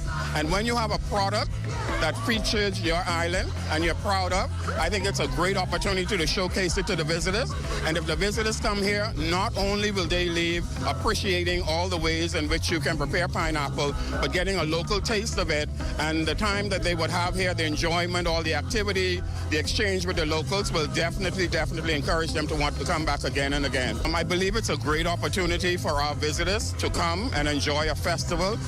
The food is definitely a big sell at the Pineapple Festival because what we try to do is use a lot of local dishes and infuse it with pineapple. Well, this year I wanted to pay special emphasis on the artisans, and I strategically placed them at the front of the gate because I believe when persons come to a festival, your artisans, your local culture, anything that's prominent, anything that's indigenous to the island should be prominently featured. So having them positioned right at the gate as you come in, it tells us and everyone here that we put special emphasis on our artisans and our local people, and we want them to take their products to the world. We want to showcase that Illustra has the ability to create unique arts and craft, and that is what we plan to highlight here at this festival. For more tourism updates, visit Tourism Today or Bahamas.com.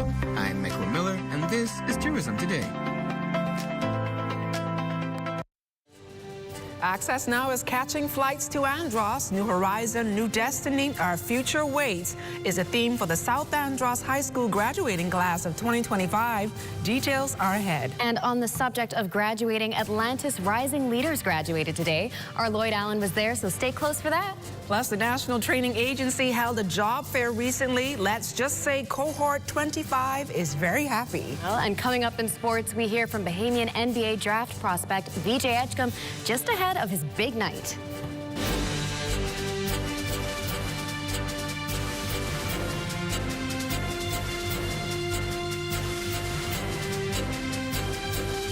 The Bahamas Tonight Access Now starts now.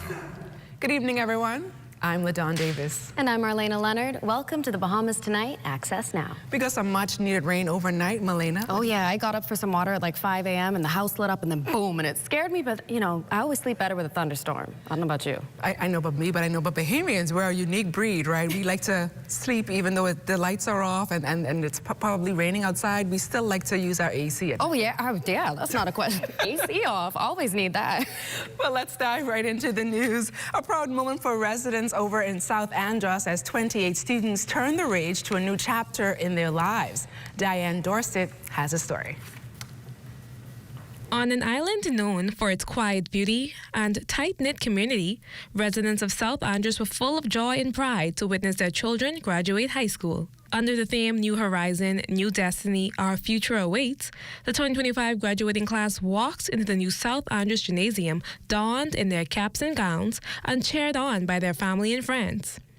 During the ceremony, valedictorian and head girl Azaria Bastian gave a striving address reflecting on both the past and the kind of future she and her classmates plan to create. Now, as we leave the familiar walls of South Andros High and step out toward that new horizon, we carry those lessons with us. We may not know exactly where life will take us, but we know this. The sky is not our limit, and our destiny is waiting. Some of us will become doctors, engineers, writers, entrepreneurs, artists. So possibilities for us are endless. Bastian received several awards, including Most Outstanding in 5 subjects. Delivering the keynote address was co-founder and president of the anti-bullying organization, Jada Strawn, who referenced the story of Moses, who fought to lead his people to the promised land, their future. Do you know that the enemy doesn't want you to get to that future that you are awaiting? To reach that new horizon, you had to overcome daily temptations, rejections, confusion, financial difficulties, and many odds stacked against you, which are generated by the enemy. I'm here to tell you, regardless of these, just like Moses did, he showed Pharaoh the power of the God he served. Among those beaming with pride was Member of Parliament for Central and South Andros, Leon Lundy, who not only offered words of encouragement, but also gave the students something to remember the day by. In a generous gesture, Lundy donated custom class rings for each graduate as a reminder of the hard work, perseverance, and dedication that have brought them thus far. This is a powerful testament to the strides being made in all corners of our community. As I look out at this incredible group, I feel a sense of hope and excitement for the future. Every graduate today represents the growth and progress of not only South Andros High, but also the future of the entire island of Andros in our country. The 2025 South Andros High graduates now step into the world, but wherever they go, they've made it clear. Their roots run deep, their wings are ready, and their future awaits. For the Bahamas Tonight, I'm Diane Dorsett. Thanks, Diane. Well, known for its slogan, People Make Paradise, the Atlantis Resort also making leaders. This through a recent initiative designed to fast-track employees with a vision to advance in the company. The Rising Leaders program hosted its culmination ceremony today, and our Lloyd Allen was there. 39 employees from the Atlantis Resort advancing one step closer to professional advancement following their participation in the inaugural Rising Leaders program. Following 10 weeks of experiential learning modules, Atlantis President Audrey Oswald and Human Resources Vice President Tamika Forbes encouraging team members to reach for the stars. Interview has navigated a rigorous curriculum that integrated e-learning, in-field assignments, coaching, and a capstone project. These elements were not just tasks to complete, but opportunities to grow, adapt, and refine your potential as transformative leaders. Through Atlantis University, through experiential learning and cross-training, etc., we allow our team members to seek out careers that are fulfilling to them. Now, we also had a chance to speak with some of those graduates. Here's what they said about their experience. This cohort has literally given us the blueprint to actually go out and pour into others to impact my team. Atlantis is huge, and for us to be given a platform for us to showcase our skills, showcase our talents, network with the different departmental areas, and bridge those connections into projects, it was remarkable. When I first joined the program, I was always a shy person.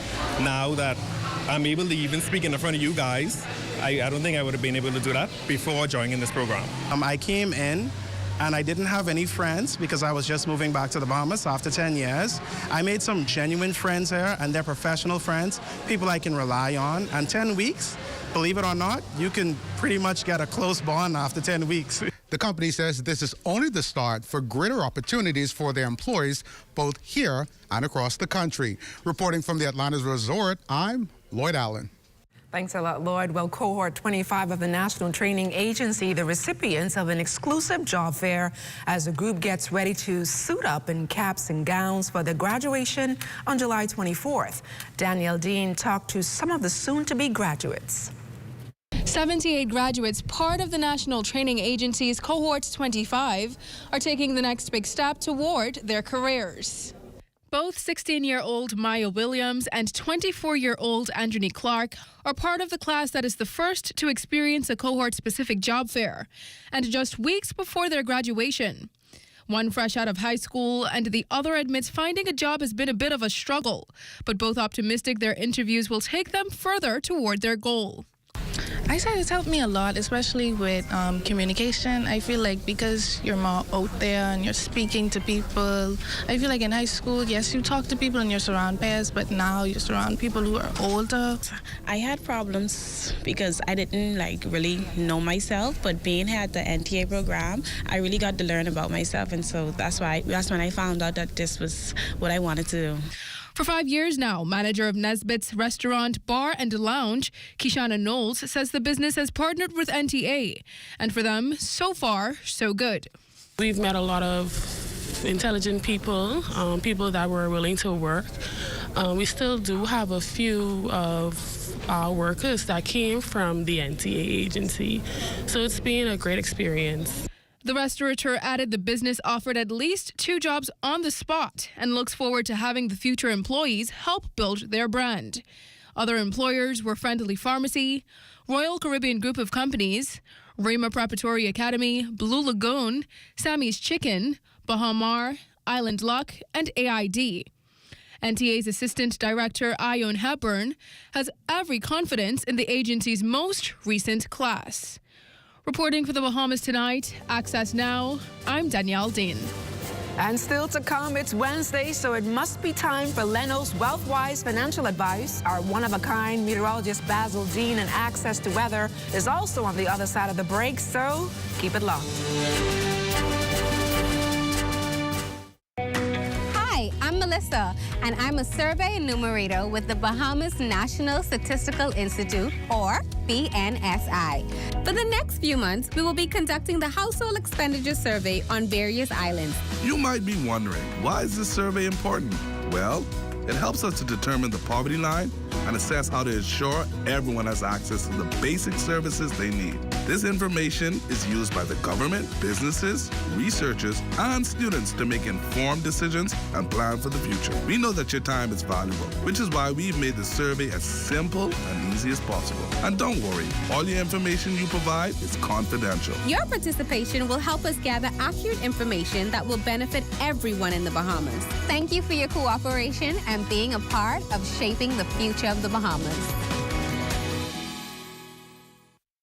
Saving money is tough until you shop the specials at Super Value and Quality supermarkets. Kraft macaroni and cheese, 7 1/4 ounces, $1.19. Kellogg's giant size cereals, assorted, 23 to 28 ounces, $6.39. Sweet peaches, $1.99 per pound. Whole chicken wings, $1.69 per pound. Super Value butane gas, 8 ounces, $1.99. Join the Super Value Quality Points program at any Super Value or Quality supermarkets. While others see customers as numbers, we see our customers as people, neighbors, friends who deserve more than one-sided connections. That's why we are redefining what real connection is by prioritizing our customers and showing our appreciation by putting our money where your loyalty is.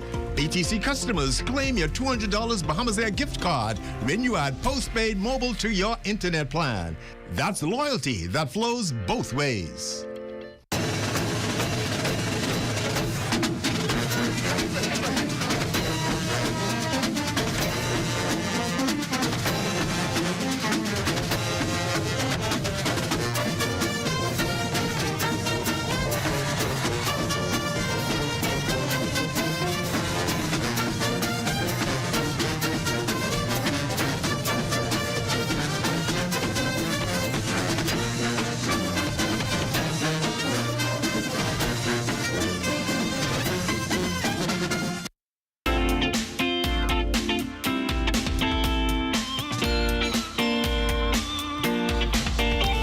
Time now for your Access weather forecast, and we have a lot of the wet stuff around the 700 Islands, and that's courtesy of a mid to upper level trough that's just to the north of the Bahamas, and that's firing up these showers and thunderstorms that we've been experiencing off and on during the course of the day. And that's been undercut by a tropical wave, which is also being pushed towards the west, and that will enhance these showers for the next several days, taking us right into Friday. But the weekend seems to be shaping up a bit okay. Now, your boating forecast tonight, well, that's brought to you by Live Business, where we simply bulk up your business.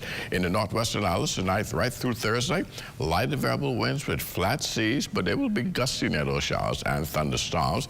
High tide will take place at 8:45 tonight, with another high tide at 9:05 tomorrow morning. Now, for the central and southeastern islands through Thursday, the winds are going to be out of the southeast at 10 to 15 knots. The wave fights 2 to 4 feet. And on Friday in the northwestern islands, we'll have that southeast flow, the winds picking up 10 to 15 knots, wave fights building 2 to 4 feet. High tide on Friday, 9:58 in the morning, with the low tide at 4:02 in the afternoon. And for the central and southeastern parts of our country, we will see an increase in the winds, becoming east to southeast at 12 to 18 knots. Wave heights at 3 to 6 feet, so caution flags will go up for boaters in the central and southeastern islands on Friday. That's going to do it for your boating forecast. It's time now for your international temperatures, and they are brought to you by Royal Star Assurance. You're living that sweet thing at home. I don't care if you live in life for the key. If you live in town, this thing don't discriminate. I want you to know when come round, don't wear a frown when you're raining on your parade. But don't you know that while you're out looking for sure. And that's going to do it for your international temperatures, brought to you by Royal Star Assurance. But join me at 11 o'clock for a full weather update. Marlena. Thanks, Basil. Well, as the Bahamas prepares to celebrate Independence Day, many families are also reuniting across generations. In this week's Wealthwise, Diane Dorset explains how trusts can offer Bahamian families long-term security and the power to preserve wealth across generations.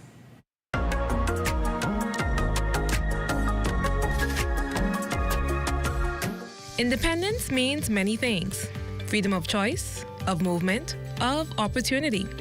But what about financial freedom? As we celebrate our independence, we can celebrate the freedom of not having to be worried about how to plan, when to decide that gifts are being dispersed and how they're dispersed. That we can sit down and work out with a trustee.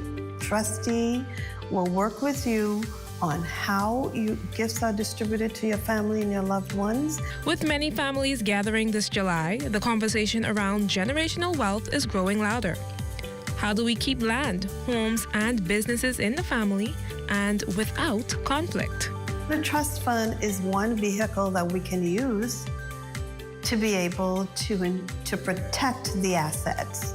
So as a feature of an asset protection trust, what a trust fund can do is assist beneficiaries in holding on to those assets through very good, sound investment advice and also through investment management. And for family-owned businesses, trusts provide what many call quiet power, a seamless path to succession when leadership changes hands. A trust fund can be used with an insurance policy. It's called a key man insurance, where the trust fund is the beneficiary of an insurance that's designed to cover the most vital person in the business. Should that person pass away, the trust fund then kicks in and is able to keep the company going until a suitable replacement is found. Planning your next family reunion, writing your will, or preparing to pass the torch in your business? Consider a trust. They're more than financial tools, like Colbert says. They're investments of freedom. For the Bahamas Tonight, I'm Diane Dorset. Thanks, Diane. It's always a pleasure to hear from our friends at Leno. And good news, they've now moved into their new building on Collins Avenue, so you can head over there and check them out for some more in-depth financial advice. For us, though, it's time for us to check in with ZNS Total Sports, see what's on tap.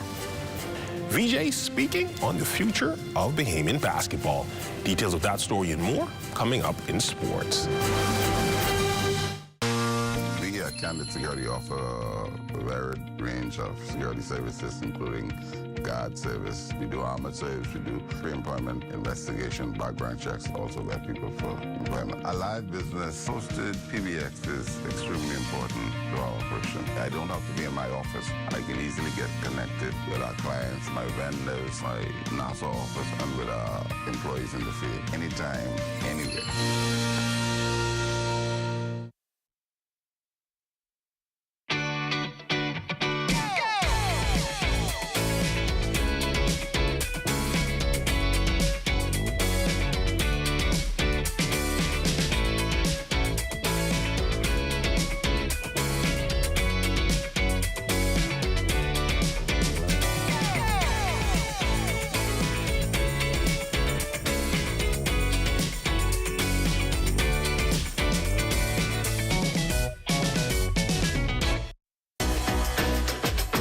Welcome to What's Trending. Join me, Jiminita Swain. And me, The Bahama Beauty, Monday through Thursday at 6 p.m. Only on the ZNS Network.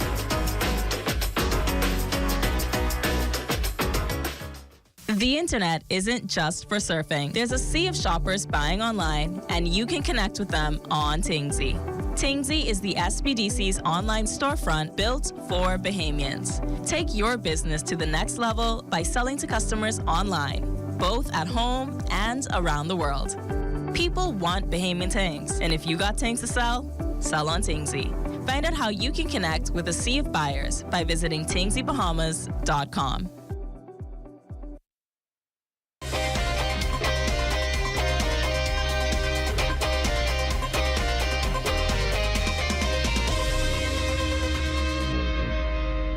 Welcome to your Wednesday Sports Check, everyone. I'm Amajal Knowles, topping sports. In less than an hour, Bimini-born VJ Edgecombe is set to be the latest Bahamian drafted into the NBA. The highly touted high school recruit went on to have a stellar freshman season for the Baylor Bears, where he would take home Big 12 Freshman of the Year, setting the stage for tonight at the Barclays Center, where he's projected to be a top 5 pick. BJ speaking to the media about what being drafted means to his country and the future of Bahamian basketball. Because I'm from an island only 7 miles long, and I mean, I don't think anyone on that island would just have dreams of saying playing in the NBA. Well, making it. It would just sound so crazy. So being able to make it, man, I'm just truly blessed to be in that position. I think it means a lot. Just showing that other kids can make it out. That's the main thing. Just telling kids that they can have confidence and showing them that once you have confidence and once you have faith in your work, it's all going to plan out. Now, yesterday we saw how current NBA star Buddy Hield feels about VJ's prospects. Well, in his media session, VJ spoke about what attending Buddy's camp did for him and how it changed the trajectory of his basketball career. Because I was the youngest kid there. I was only 13 at the time, playing against 18-year-olds. And from then, my confidence just went through the roof because I was hanging with the 18-year-olds, if you ask me. So, I mean, my confidence is going through the roof now. I feel like... When's the celebration going to be in Bimini? Pardon? When's the celebration going to be in Bimini? When my name is called, I'm pretty sure. Still in hoops, hoping to someday hear his name called on the NBA draft stage, Bahamian basketball prospect Chris Brown Jr. continues to rise on the American high school recruiting scene. He recently received a pair of Division I scholarship offers from both the University of Houston and the University of Texas, San Antonio. A class of 2027 center at Dream City Christian Academy in Arizona. Brown has emerged as one of the top recruits in that class. Brown had several standout performances on the Nike EYBL circuit with the Utah Prospects. He was invited to the prestigious Nike Elite Top 100 camp earlier this year, placing him among the top-ranked sophomores in the country. And that's a look at your sports on this Wednesday. That's all the time we have for you. Until tomorrow, I'm Amajal Knowles, signing out.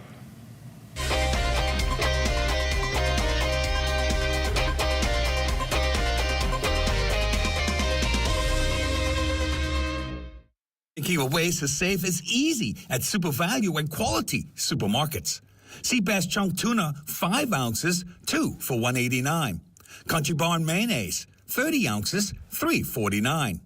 Whole watermelons, $5.99 each. Danish spare ribs, $2.59 per pound. Whole chickens, $1.89 per pound. Join the Super Value Quality Points program at any Super Value or Quality supermarkets. Come and visit us at Shop Smart, 'cause everything is here. Yes, we have it all for you. Toys, clothing, office supplies, appliances, custom cut blinds, bedding, drapes, and rugs. Come and visit us on Mackey Street, 2 blocks down from Wolf Road. Call us at 698-1052. Shop Smart. Oh, everything is here.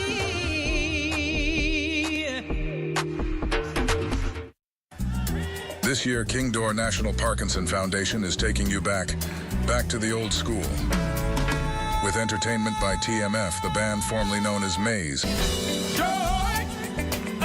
Hey, y'all better come on now. Also appearing will be local artist Plotty and the Naked Eye and the Royal Bahamas Defense Force Pop Band. Save the date, Saturday, June 28th, 2025, Atlantis, Paradise Island.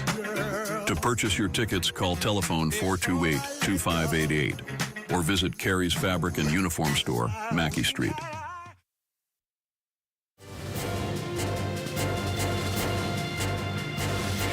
Delaport Point is the place to be. You're looking at an aerial shot of the area in western New Providence. Let's check out some good news from our family islands. Let's go.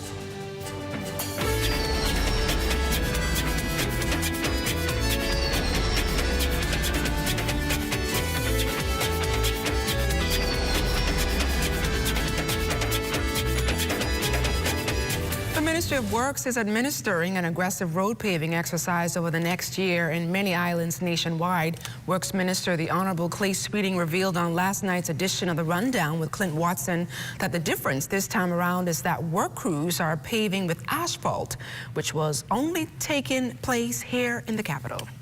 We're paving Cat Island. We're about to start San Salvador. We're about to start in Agua. We have some areas in the Keys and Cherokee, Sweetings Village, Manawar Key, Grand Bahama. Prior, we used to use sand and steel, which was an inferior product. So now the family islands finally get the same product what New Providence gets. Family Island water upgrades remain a priority for the Water and Sewage Corporation. State Minister responsible for WSC, the Honorable Leon Lundy, listed some of the projects in the pipeline. We have the salination plants that's going to be placed in North Acklands. In Cat Island, we have 2 plants that are going to be placed down there. And then we're doing the biggest water improvement project that we've ever had, 90 miles of piping being done in Cat Island. And not to be left out, Andros, we have 2 projects going on in Andros, South Andros, and also Mangrove Key. And we're looking at some storage facilities for Central Andros and North Andros. So definitely we're doing it island by island as our budget stated. Well, this warms my heart as an island girl myself, hailing from Harbor Island, Eleuthera. I love to hear upgrades for us, Malena. Thanks, LaDawn. And hailing from the second city, I'm also always happy to hear about these upgrades. And speaking of news, we're always happy to hear our Matea Cunningham is waiting in the wings with Let's Talk Socials. Hey, it's Matea, and you're watching Let's Talk Socials, where we highlight the most shareable, scroll-stopping moments online. Now, you know, those videos that just warm your heart instantly? This one's exactly that. A video out of Eleuthera is going viral, and it starts with a sweet older Bahamian woman trying her best to promote a local shop that sells phones and appliances. And listen, it's precious. Her gentle tone, her effort, and her natural charm are stealing hearts across the internet. Go. Welcome to Electric Standard. Come down the long road and enjoy on the back road. I know Eleuthera. This is singing star Marina Cosmo. Welcome and come back again. I'm glad to have you all back. I'll be here to welcome you all in. Thanks for coming and welcome back again.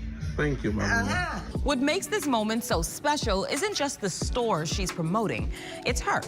We don't often see our Bahamian elders stepping into the spotlight on social media. So when we do, it feels like a breath of fresh, wholesome air. No filters, no fancy edits, just real Bahamian charm.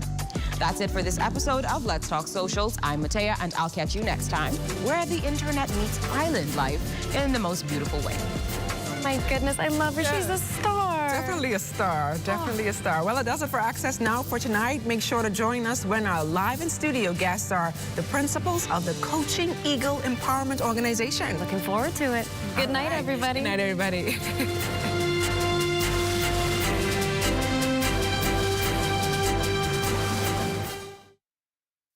At the House of Assembly, I'm Mukesh Lapinder. This is ZNS.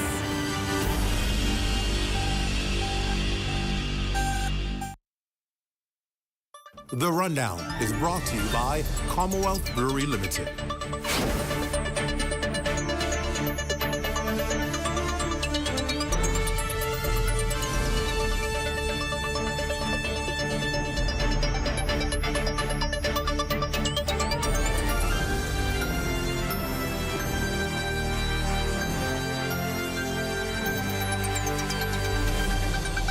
Good evening, everyone, and welcome to the show. It's great to have you with us again. Some important issues we're discussing tonight. Well, last year, July, Parliament passed legislation to allow for the cannabis to be used in the Bahamas. However, it will only be allowed for medicinal and religious purposes. On Monday in Parliament, the Honorable Michael Darville announced that amendments to the Pharmacy Act regarding cannabis use are forthcoming. Here's what he had to say. Further, the amendments to the Pharmacy Act, coupled with the new cannabis seed-to-sale digital platform that will be the engine to manage the cannabis industry and help bring into force the medical cannabis legislation with the implementation of the cannabis e-prescription platform. So if we were to go back and look at the bills that were brought to this honorable chamber for the cannabis industry, you will see that in order for the industry to go, all cannabis prescriptions will be via e-platform and not written. That way, we would have better control to monitor and prevent the misuse in the prescription area. Okay, there you have it, Dr. Darville talking about what they're looking at doing and how they're looking about going about it. So many of you hear the word cannabis and you're like, interesting. Tonight, our guest is Miss Anu Solomon. Don't you remember that name? Because she's a Canadian expert horticulturist with a strong background in modern farming techniques, regenerative agriculture, and sustainable practices. However, tonight we're going to have a discussion in one area of her expertise, cannabis. She currently serves as a lead consultant at Cryocan Enterprises, where she focuses on developing cannabis-infused pharmaceuticals for chronic pain management. That's the key. Over the past several months, we engaged in meaningful discussions with Solomon regarding the draft cannabis legislation proposed for the Bahamas, anticipated to take effect in July this year. Now, her comparative insights into the cannabis regulatory framework have been both practical and enlightening as we explore international best practices. Welcome to the show. It's good to have you with us. Thank you, sir. It's wonderful to be here. I want to jump right in because obviously, I don't want to assume our viewer audience understands this whole thing about cannabis, because it's been an interesting pathway trying to educate Bahamians on what it is happening, what is being proposed. So we talk about cannabis. What does that really mean in essence? You hear the word cannabis. Well, stigmas aside, cannabis is now being touted as a very, very powerful healing medicine. So not only is it used for recreational purposes, but back in Canada, we have medicinal programs, we have research programs, analytic research development to create some special products that aren't really available on the market elsewhere. So in regards to opiates, we wanted to create a natural option for somebody. You know, there's patients out there that don't want to take the opiates or the prescription drugs. Right. Cannabis offers an alternative that is a safer practice. Side effects aren't as, you know, when you see some of the side effects for some of these prescription medications, right? It's like, now do I need a medication to counter what I'm taking this medication for? Whereas cannabis, the concept of cannabis is to get rid of the stigma of the stoner. Right, the dirty weed, the stoner. That's the mentality of a lot of people, because that's what pretty much we've been introduced to in this country. Yes. We're now learning about the medicinal uses of it, but before, when you talk about cannabis, you talk about marijuana, you talk about the drug, the illegal drug, and what it does to people. And so now you have to spend this time trying to recalibrate people's thinking and mindset about the word cannabis, and that it's not something I should be afraid of. To the religious community, not something that is against the law, but understanding really what it is and what it does. And I want you to go some more into detail about the uses of cannabis so people have a better understanding. Okay, so when we talk about cannabis, what a lot of people are not overly familiar with is that there's different cannabinoids within the actual cannabis plant. And the psychoactive part of cannabis is the THC. So that's what gets people the high everyone talks about. But from a medicinal standpoint, there are so many other compounds within the cannabis plant, such as CBD. CBD is a cannabinoid that actually has no psychoactive properties. So somebody, say a diabetic, right? A diabetic has their nerve damage and their nerve pain, but they're not comfortable using a THC product. But they could try the CBD and there's no side effect of being high. So that's important for people to know. So very, very not everyone who takes medicinal purposes of cannabis will get high. No, sir. If you are taking, that's the point of the education behind it, right? Education, awareness, community seminars, teaching, and that's why bringing the education factor of the medical properties and what this plant can do for you without getting you high is what people need to understand. The opportunities for giving people an alternative, giving people choice. Choice is what is really about living, right? If you don't have a choice, how much are you enjoying life, right? So when you're taking prescription medications, and prescription medication and alternative medicine, natural medicine should always work together. Right. They don't need to be arguing with each other. It's not this or that. This or that, yeah. It should be this and that, right? Everything conventional and holistic should always go together. The science research is there. And then, you know, you take things like that and people don't understand that. You can use a cannabis-based product that isn't going to get you high. And so that's where a lot of people are afraid to try, like for sleep, for example. CBD is wonderful for people with insomnia. CBD is wonderful for people with anxiety and depression. And the nice thing is you don't also have to smoke. Cannabis doesn't have to be just you know, smoking all the time. There's options, there's edibles, there's gummies, there's foods, there's now beverages. You know, thinking about things like transdermal patches for the future, right? And that's where the research would come in and the trials come in. So the use of cannabis has been so stigmatized for so long as just this plant that gets you high. Right? But myself, you can see I wear braces. I actually have one of the most painful types of nerve damage in the world, and I actually can't take prescription medication for it due to my allergies. So cannabis, CBD, cannabis, that is actually the one thing that helps me get through my day. So you use it? I do. In Canada, not here, not here. Of course. When I'm back home, I do. When I'm back home, I do. But yeah, very much so, because there's days where I can't actually pick up a glass of water. I can't hold a pen and write. Some days I can't walk. Some days I can't speak properly. And the use of cannabis, I have many, many different strains that I would go to, because if I need to focus and work, obviously I don't want to use a psychoactive plant. But I still need to be able to focus, and I need my pain management as well. So that's where a product that is higher in the CBD with minimal THC in it, now I can be at work and I can function, and I don't have to worry about intoxication. What kind of form do you take? You take the gummies, or what form do you use? Well, I prefer, everybody likes to sit down and smoke a joint every now and then to relax. But for the most part, if you're concerned about respiratory health, big thing for people is the burning of a joint. So if many options are, like I said, so the gummies are a great alternative. I use the gummies. I don't mind the odd brownie every now and then.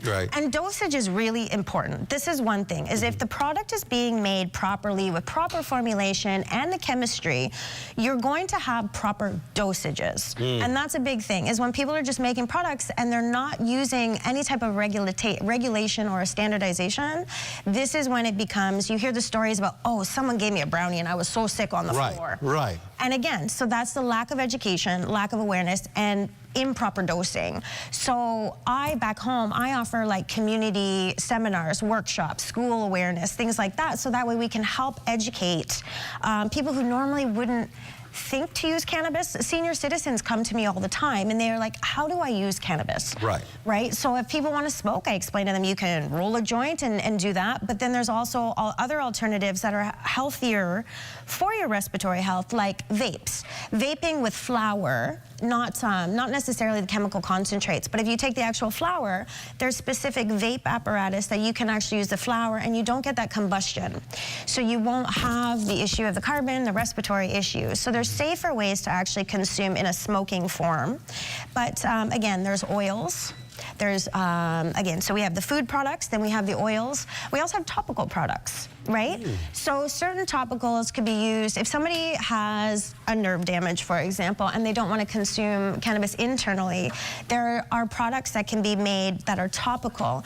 They don't go into your bloodstream and create that high from the psychoactive effects, but it does penetrate the cell membrane enough to impact your nervous system and help reduce the pain. So somebody who doesn't want to ingest cannabis, they don't have to. They could work with somebody who understands a topical product, and as long as it's done, again, standardization and regulation is very important, because you need to make sure the dosing is right. And by creating a standardization across the board, that means everybody understands the product is safe. We have 2 governing bodies back home in Canada. We have the Health Canada agency, and then we also have the Six Nations Cannabis Commission. So we have 2 agencies that ensure a safe, standardized product. And so when you go to a store and you purchase these products that have been registered within Health Canada or licensed under the Six Nations Cannabis Commission, that is to the public saying this product is safe. This product has been quality control tested. This product has probably gone through some sort of HACCP, hazardous analysis, critical control point. You know, there's always going to be safety parameters put in place when you have a quality assurance program and you work with a regulatory agency.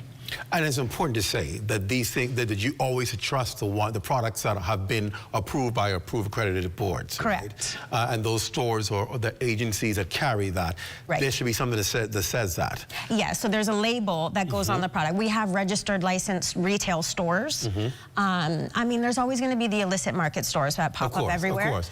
But when you're registered with a Health Canada... You know the difference. Yes, you know the difference. We were in New York a few weeks ago, and there was a cannabis store in New York, and you could tell the difference. I walked in as a part of my research that I'm working on, and I saw, things were very well labeled. They had the logo on it, and they were explanations, so you can actually tell this is not just a flyer. Now you don't walk in here and say, okay, I want some marijuana.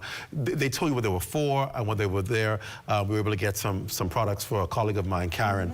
He needed to get some stuff, so we were able to get it for him. But it's labeled, and it specifies what it's there for. And it blew my mind on the amount of use, the various forms that you can use for cannabis. Again, it's about option, right? Choice and option for people that want to use it. Wow. Wow. We're going to take a break. When we come back, I want to talk more about how do we implement this and do it in a safe way and ensure that it's contributing the right way to society, and how you deal with the risk factors of those who try to abuse it. We'll talk about that on the other side of the break. Stay with us. You're watching The Rundown. We're back right after this. Stay close.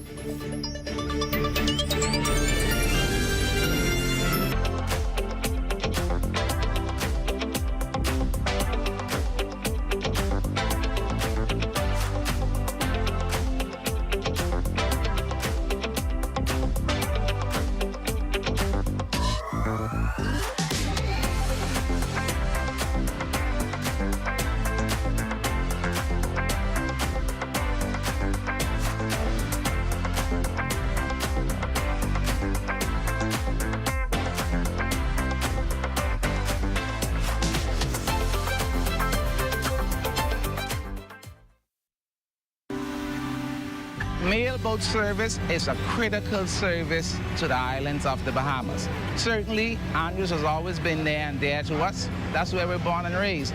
And so we play a crucial role in advancing the growth and development of Andros. Customers want service and they want consistency. From the start, that's been our commitment. We work to sail on time every time. Our customers have come now to expect this from us. And one of the biggest challenges we've had was finding adequate funding. SPDC from the very start has been a lifesaver. My advice to young people, if you have a vision, a passion, an idea, go for it. Don't give up. It's not easy. If it was, everybody would be doing it. Be consistent and you'll get there.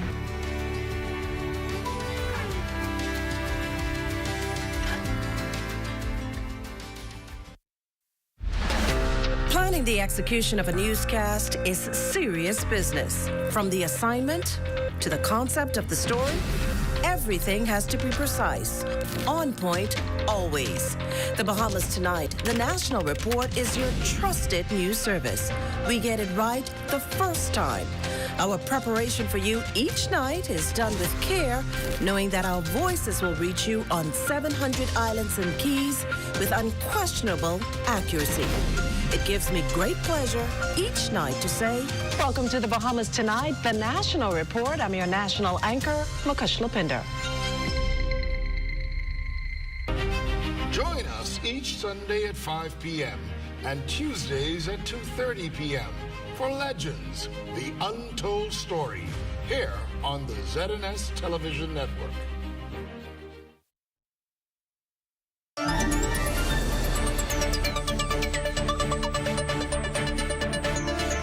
Welcome back. My guest tonight is Anu Solomon. Of course, she is an expert in the field of cannabis, coming out of Canada and helping us understand just how this works and what goes along with it, all of that good stuff. And I just want to talk about the fact that the appetite for marijuana is appearing to be growing among youth in the Bahamas, strangely enough, and it's not medicinal purposes, it's just the appetite for marijuana. What can you tell us and our viewers about cannabis and marijuana itself? So from the youth point of view, what I would say to your youth is, I mean, you can't stop your kids from using cannabis. For the parents, what I would definitely say is talk to your kids about it. Because you know what? It's better to be the parent having the uncomfortable conversation, but at least knowing what your children are doing, than your kids hiding it behind your back, right? And from a youth point of view, I think kids would probably feel really good and be like, this is kind of cool. I get to talk to my parents about pot, right? So I think it would be a wonderful thing for both parents and youth to understand. Youth need to understand that depending on what age they are, cannabis can have impact on certain developmental processes in younger people. But we have to remember too, right? At one point, alcohol was illegal also, and the damage that alcohol can do to the body. We went through that process, underage drinking and all that sort of stuff. So we are breaking ground where we've already broke ground, but same shoes, different street kind of thing at this point. So, you know, education, being open and having those conversations, because if you normalize cannabis use with your kids, then it becomes less cool. Especially if mom and dad smoke pot, it's not as cool to the kids. It's not as taboo, right? So essentially, you want to be open about it. Don't make it such a taboo thing, because the more taboo you make it, the more enticing it becomes, right? So be open, have those conversations. And again, with what Bahamas is doing now, I mean, as Canada has our regulatory agencies, you know, Bahamas has a prime opportunity to set up like their own Bahamian cannabis certification standards as well. And then you would have your own regulatory bodies that ensure that the public is getting a safe product. They're not getting something that's going to make them sick. There's it's clean use. It's not bad pesticides being used on their product. And that's why, you know, the opportunity that your country has right now for doing the legalization of cannabis is so exciting for someone like me who's watched other countries do their legalization, and you're at the groundbreaking point, and your location, your geographical and environmental locations set you up for something that could be so good for your people as well. I mean, the corporations can benefit from it, the government can benefit from it, your people should be benefiting from it as well, right? So the education piece behind that, I mean, everyone talks about when you bring a cannabis industry to a new country, obviously there's going to be lots of jobs. That's great. That's a given. We're always going to have the jobs. But why not reach out to the universities? Why not start teaching proper university programs on the beginnings from cultivation to quality assurance to business to the import to the export, from start to finish? If somebody's interested in being in this industry, offer accredited university programs that will teach them everything they want, with world-class experts coming in to teach your people. Keep that knowledge within your country as well, right? And then we start, you know, we start at the universities, even your medical programs, right? UB has an amazing medical doctorate programs. If we have analytic labs already, and I know you have a multi-million-dollar plant science lab already here that's not you know about it. Oh, yes, and I'm excited to see that. So you already have some of the infrastructure set up here that would allow your people to get the education and the awareness. And so with university programs being available, then that also helps get rid of that stigma of cannabis being this messy, dangerous stoner plant. Because if you incorporated medical cannabis research in your doctorate programs, that would help your doctors coming out of UB have fundamental conventional medicine understanding, but then why wouldn't they have some training in the background of cannabis? Because nowadays, when you look at long-term healthcare facilities, places like that where there are patients that are coming to the end of their life, a lot of them are looking for alternative medical options that don't just turn them into a zombie or make them feel like really doped out. And a lot of people are turning to cannabis for that use. Like death doulas, PSWs have come to me and they're like, I have clients that are asking me, they use cannabis now, but I'm not familiar with it. Can you help me? So to create, you know, you could have master's programs, bachelor programs, but you could also have workshops, seminars for your nurses, for your PSWs, for your end-of-life care workers as well. And then having that as a legal option would actually become an enticing thing for people around the world that are looking for long-term care. Let's talk about it. We talk about it being a job creation in the market, right? And I want to talk about that because it's more than just, okay, we passed the legislation, find yourself some property and grow some weed. Right. And you don't just go there and just start planting and then just grow. There's a science behind, if you want a certain grade and level of what you're going to harvest, there has to be a kind of technique put in. Talk a little about that, because it's more than just farmers growing it and selling it, cutting it down and saying, hey, I'm selling weed, let's go. Well, various strains are used for various conditions, right? So there's different cannabis strains that make you feel more alert, more awake, more focused. But then there are other strains that make you feel more relaxed, help with the pain management, insomnia, and things like that. So teaching people to understand the difference between what, I don't like using the terms indica and sativa because they don't fully apply to how the plant actually works. Those are older terminology before we understood the plant as much as we do. But when it comes to understanding, if you have anxiety, a sativa might not be for you because the sativa is going to lift you up a little bit more. And if you have anxiety, you don't want to have a high THC content either. You want more CBD because that's going to help mellow you out. So that's where if people understood using different strains for different reasons. With my nerve damage, I have specific strains that help with when my pain's too high and I have nausea.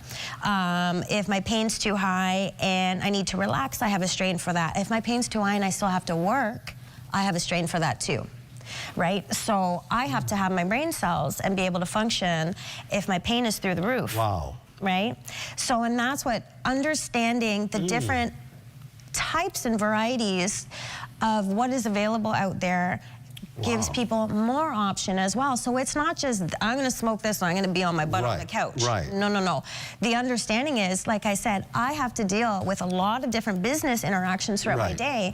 And if my pain is putting me to the point where I need bed rest, I'm going to choose a strain that's going to help me focus, but keep my pain managed. And you need to know how much of it to use. That is correct. That is correct. So dosing, you know, when it comes to the edibles, for example, everybody's got the story, oh, so-and-so gave me part of a brownie and this, that, and I was so sick. But that's part of the issue when these products are being made without a regulatory agency in place or standard operating procedures to say this, this, this.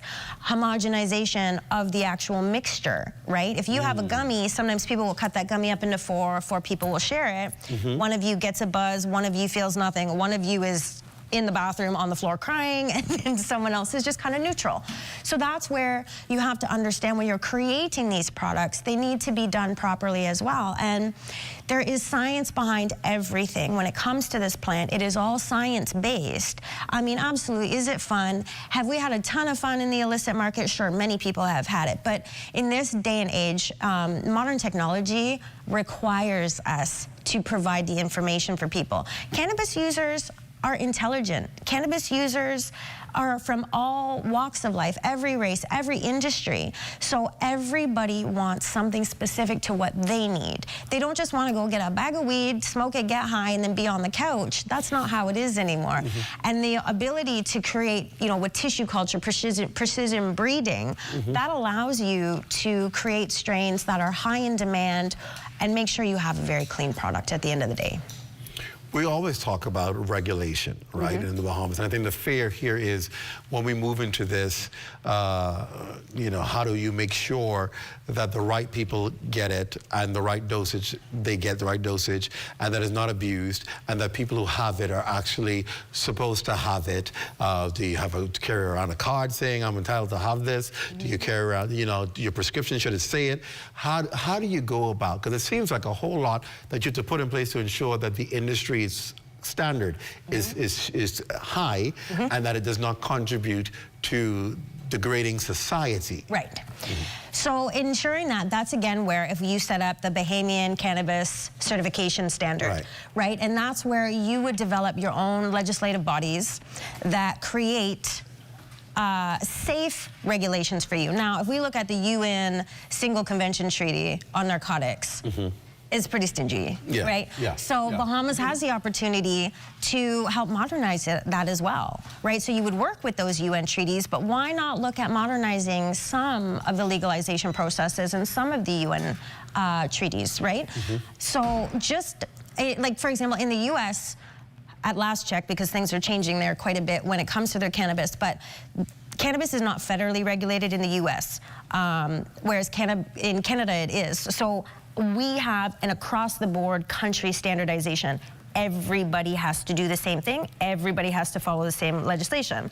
When you have a place like the US where state to state the legislation is different and it's not federally regulated, that becomes very, very difficult for both the patient and the practitioners to keep up on. Like, I have to read the news every single day to know, have they changed the class in the US? Because 1 minute they're going to do it, 1 minute they're not. So imagine being a patient that requires the medical cannabis and you're not sure if Monday it's legal and Tuesday it's going to be illegal. Right. Wednesday it's going to be decriminalized. You know, then Thursday it's CBD only, right? So you have to be mindful that a standardization across the board that's where the people understand this is where the safety comes into play. By us putting the regulatory agencies in place and creating a standardization, then again, you go get your medical prescription. And originally, we used to carry cards around, but then obviously we're now, that's just when we were medicinal, but we have recreation, we have all of it now. Okay. So here, you have medicinal being looked at, you have your religious being looked at, and then you have your analytic research and development being looked at. So in that case, the people who have the medicinal, they would probably have to carry some kind of a card. Of course. And then you would have, you know, so you would go see your specialist, your doctor, and it would be a licensed doctor that would be working with your regulatory agency here. And then you go through, you get your prescription like you would any other. And then you also get education with that. So when you get your prescription through a doctor, they then, if you're not familiar with the plant, they then would send you to a nurse or, you know, somebody secondary that can go through the different types of strains with you and can help you find a reputable licensed producer to get your prescription fulfilled through. And that is what you would want to do here, because standardization fosters trust. And trust is one of the biggest things, because you want to ensure, is my cannabis being cut with something? Because like any other drug, cannabis is now being cut as well. So you have your standardization, because then for your people, they go, I see that label that says it's the Bahamian Cannabis Certified Standard.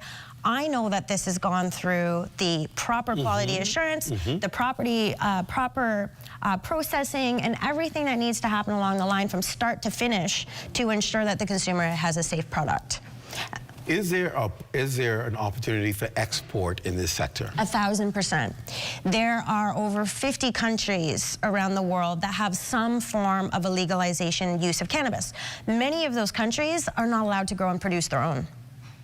So that is your prime opportunity right there as a country who's producing, you're cultivating, you're doing the research, you're doing the medical, the university, but now you're also setting up import and export for global. And when you have your standardization in place, mutual recognition agreements around the world, MRAs, other countries are now going to look at you and go, they've standardized. We will accept that. We will put MRAs in place. And now we know Bahamas standardization, their safety, their quality is on par with, say, the UK's GMP, Canada's GPP, Australia has the TAG. So, you know, there's all these acronyms in this industry, but every country has their regulatory body where it is legalized, and they have a certain expectation and a certain standard of the product that they want. So if you want to export that by having your MRAs in place and by setting up your Bahamian standardization, then other countries will recognize you as you set up your MRAs as well. You're from Canada. You have a lot of months that are pretty cold. What makes the Bahamas a good backdrop for growing and harvesting? Oh, do you have enough time for this? So between your weather, right? So we obviously in Canada, we have a very, very cold winter. So our harvest season is significantly shorter than yours. You are in a position where you have that sunshine all day long, all year long, and even your cold winter here is still the minimal. It's your summer. Pretty much. So your cold temperatures here are actually the minimum temperatures for growing cannabis. And then you have marine opportunities, right? So you have all this beautiful medicine on your island already. So why not start doing the research trials into your marine and your seaweed? How do those medicines interact with cannabis? How does all your local plant life here interact with cannabis too, right? And create some very powerful, powerful medicines under strict research and clinical trials, right? And then that allows for your people, because research into the use of cannabis within the Black communities for their medical conditions that are more predominant within Black people is hard to find.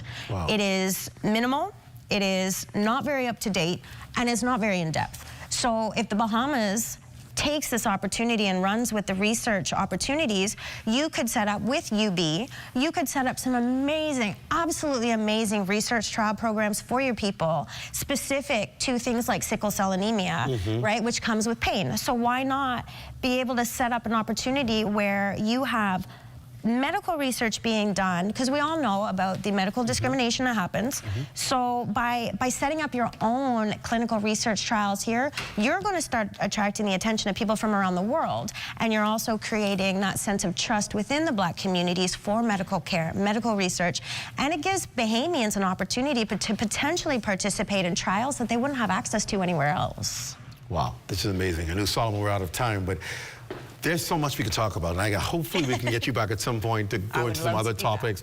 But great foundation on what we need to hear, on direction we need to go in. Thank you for sharing your knowledge with us, and hopefully it won't be the last time. No, sir. I would love to be back again. Thank you. Thank you. Stay with us. When we come back, a look at a key figure in the world of finance. Bahamas Development Bank Chairman is here to provide some important updates that you should be aware of. We're back after this. Stay close. The Public Hospitals Authority wishes to ensure that you and your family are safe and prepared during the hurricane season. There are a few simple rules to follow that will help you to better manage your health during a storm. Ensure you have a 2-week supply of any medications you are taking. Ensure you have a first aid kit. Ensure you make contact with your healthcare provider to reschedule any appointments or procedures that may have been scheduled ahead of the storm. The public is reminded that ambulance services are only provided to service medical emergencies. The National Emergency Medical Services advises the public that once winds exceed 50 miles per hour, ambulance services are discontinued until the all clear is given. You've got termites and need to get rid of them fast? Trust Rent-A-Kill Initial. With over 60 years experience in the Bahamas, the global brand, training, and expertise can't be beat. Only Rent-A-Kill Initial gives you a 3-year warranty and payment plan options on termite fumigation. No one can match the range of treatments we offer, such as fumigation, pre-construction treatments, termite monitoring, and more. No matter where you are in the Bahamas, we will come to you. When it comes to complete termite eradication, there's only one name, Rent-A-Kill Initial. The internet isn't just for surfing. There's a sea of shoppers buying online, and you can connect with them on Tingsy. Tingsy is the SBDC's online storefront built for Bahamians. Take your business to the next level by selling to customers online, both at home and around the world. People want Bahamian things, and if you got things to sell, sell on Tingsy. Find out how you can connect with a sea of buyers by visiting tingsybahamas.com.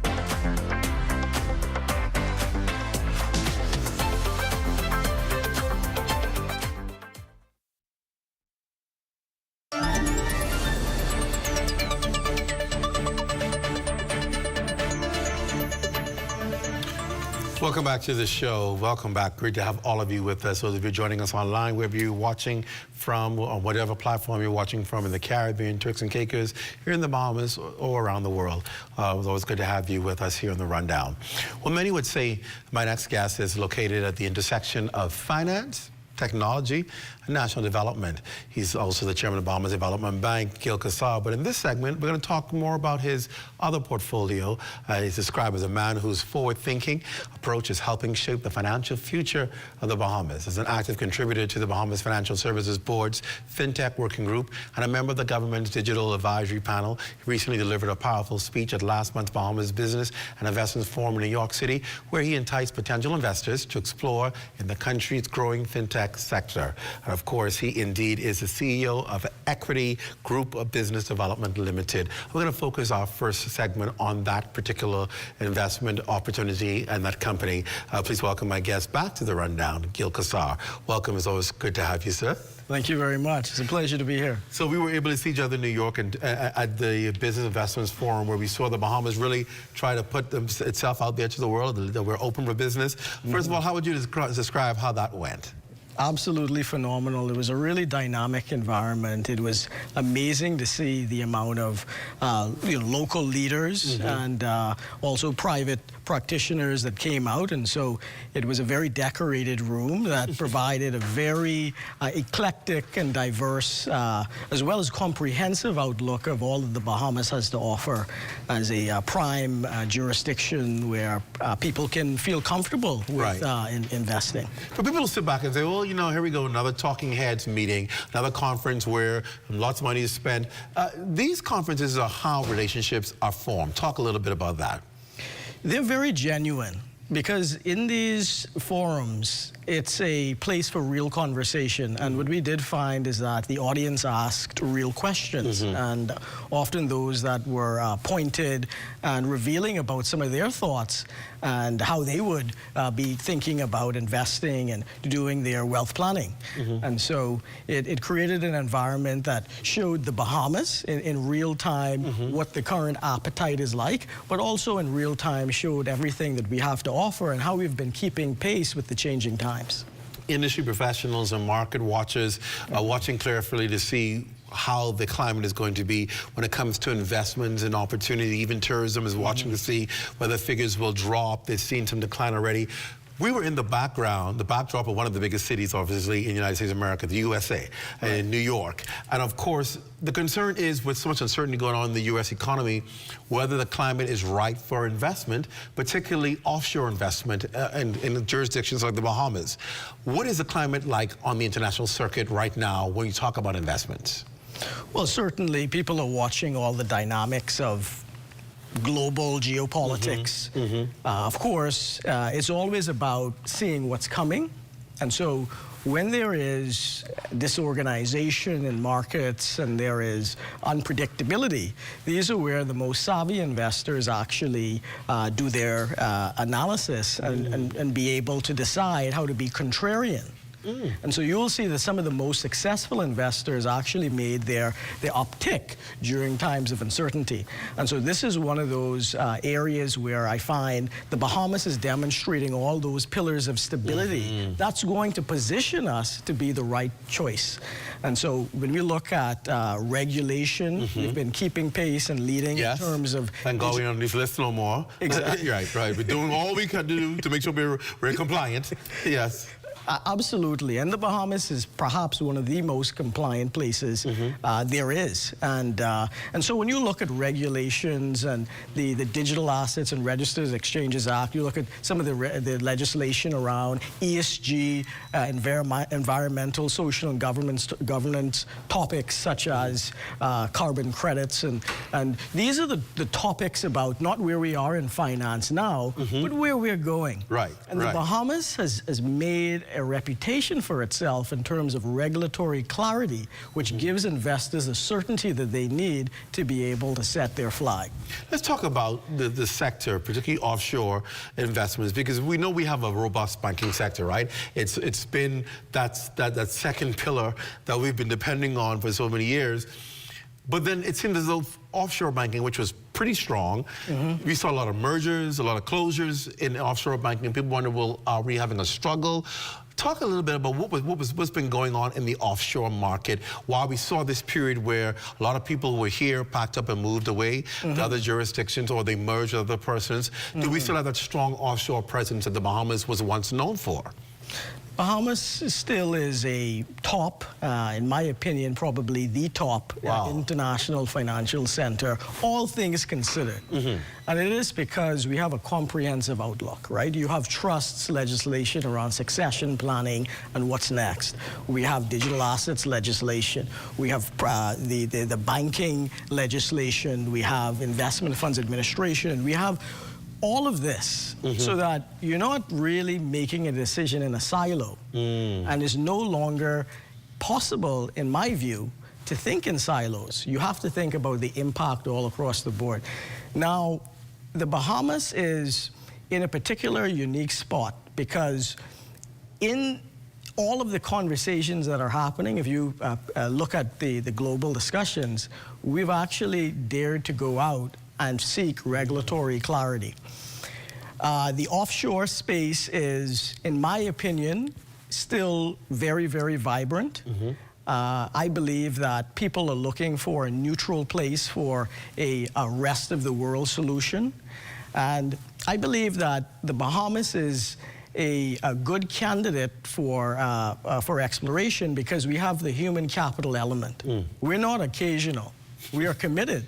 How many accountants and trust professionals and arbitrators, how many of those do we have? And you need those ingredients to be able to sustain something long-term. Clients in private banking and in offshore banking tend to be what you call sticky clients that stick around, right? Because this is about legacy. This is not temperamental movements.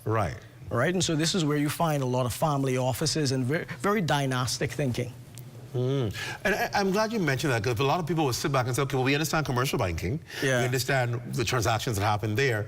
What makes private banking that much more sustainable and secure? And as you started talking about it, I said, okay, I get it. Because the services you're providing for that kind of clientele, they're more long-term, they're more sustained. They're not, I want to put my money here and then go to next week. They're setting up for pretty much a dynasty and a legacy. Definitely, absolutely. And we actually believe that that is what Bahamians are thinking about too. Bahamians are not getting in this space. And so Equity Bank Bahamas is now a licensed authorized dealer that is able to provide all of the services that we've been providing. We're now going to be, as a group, celebrating our 40th anniversary this year, able to offer these same services to Bahamians. This is interesting because before we felt, okay, offshore banks, that's the foreign people, foreigners only. But the fact now that your services are being offered to Bahamians, it's a turning of a corner, turning of a bend for Bahamians. Talk about these services. So people are listening and saying, well, really, I can bank with an offshore bank? Why would they be interested in your services? Because we're not cookie cutter. We are tailored concierge level service. There's no waiting in lines. There's no impersonal connection. It's a true understanding about who is the client, what are their needs in a holistic way. Not just what their business needs are, but what are their family needs? And what is next for them? What are they concerned about? It's a relationship in private banking. And so it's not just transactional. What I would say is that with the level of professionals that we see in the local market, there's a big void for this type of treatment. You know, there's a huge challenge people are having with opening bank accounts, with being able to have, let's say, structures understood. And when you come from a private banking background, you understand what, let's say, another licensee may require in terms of their banking needs. Bahamians deserve private banking services. They deserve real trust in estate planning. Also, as for those that are doing projects that might require fundraising at any level, there's also investment funds, products, and administration where you can actually be the driver of your own mutual fund around a particular strategy. Interesting. Absolutely. So see, there you go. You can't say you didn't know that these services are available to you. So that's where you are in the market, in the sector of what you're doing with your finances. And you have some local Bahamian offshore banks that will be willing to help you and cater to you and celebrate what it is you're doing. So if you were to describe the climate of offshore banking for the Bahamas, how would you describe it? I would say it is powerful and it's prepared. Wow. So hopefully you're going to be attracting some of these people from the international market who are now looking for the Bahamas. You know, people used to be afraid and say, well, you know, the Bahamas, they're going to release all my information and my taxation and everything else. But people can feel sure that you are well regulated, well organized, well instituted, and can deliver the service and the product. Absolutely. The Bahamas is one of the most compliant jurisdictions out there. It is also observation that, you know, there's a moving goalpost for a lot of small nations, right? But what is undoubtable is that the regulators are doing a global standard job. And, you know, anyone who has ever tried to open a bank account knows that we ask for a lot of things. It could be a process. And of course, you know, client confidentiality and professionalism is an entitlement of everyone. And so this is something that, indeed, you know, you are compliant, you know, you tick all the boxes, and the Bahamas is compliant for FATCA as well as CRS, and we continue to look at the global standard setters and to do our job, not only to participate, but also to lead those discussions. All right, good, Kassar. On the other side of the break, we're going to talk about the Bahamas Development Bank as we get ready for a new budget year. What can we expect from BDB? We'll talk about that when we're back after this.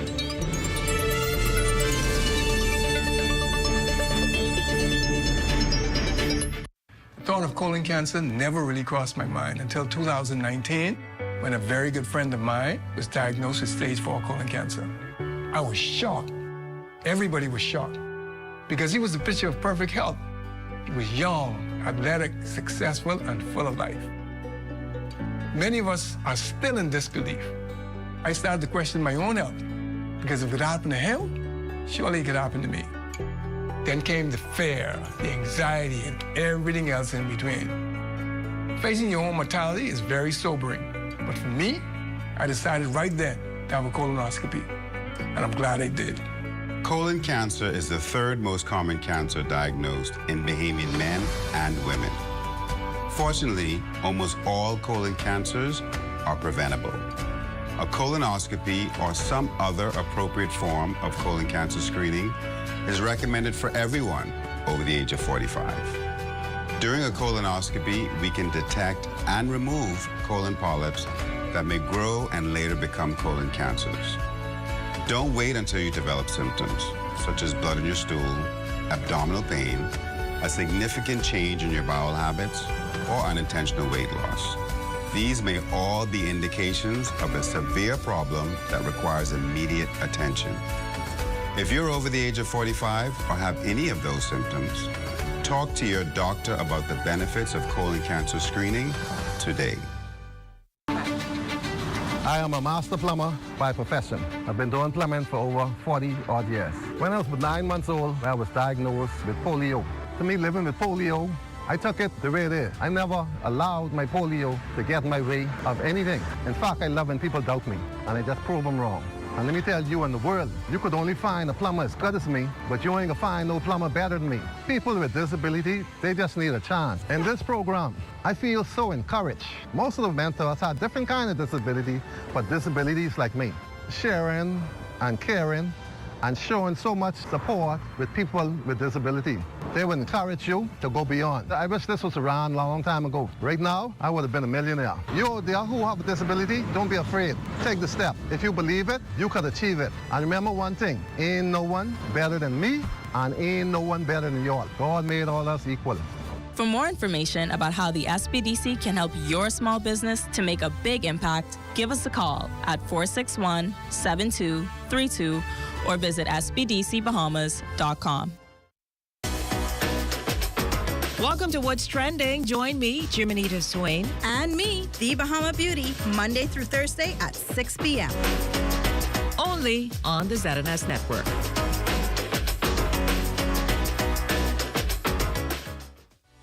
Good morning and welcome.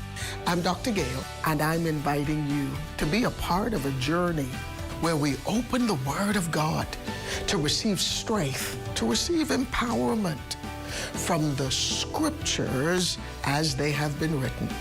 Get your Bibles, get your cup of coffee or your tea, because this journey is gonna be great. This is your day of victory.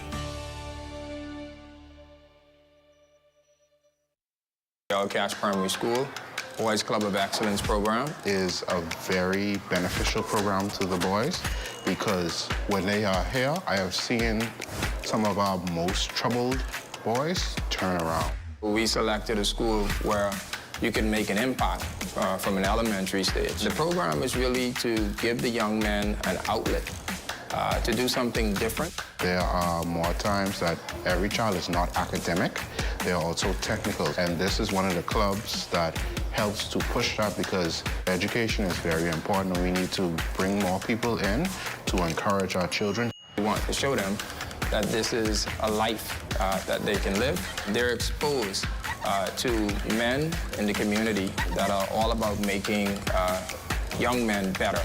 Crime-free. Looks like me. Do your part. Join the movement to a safer Bahamas.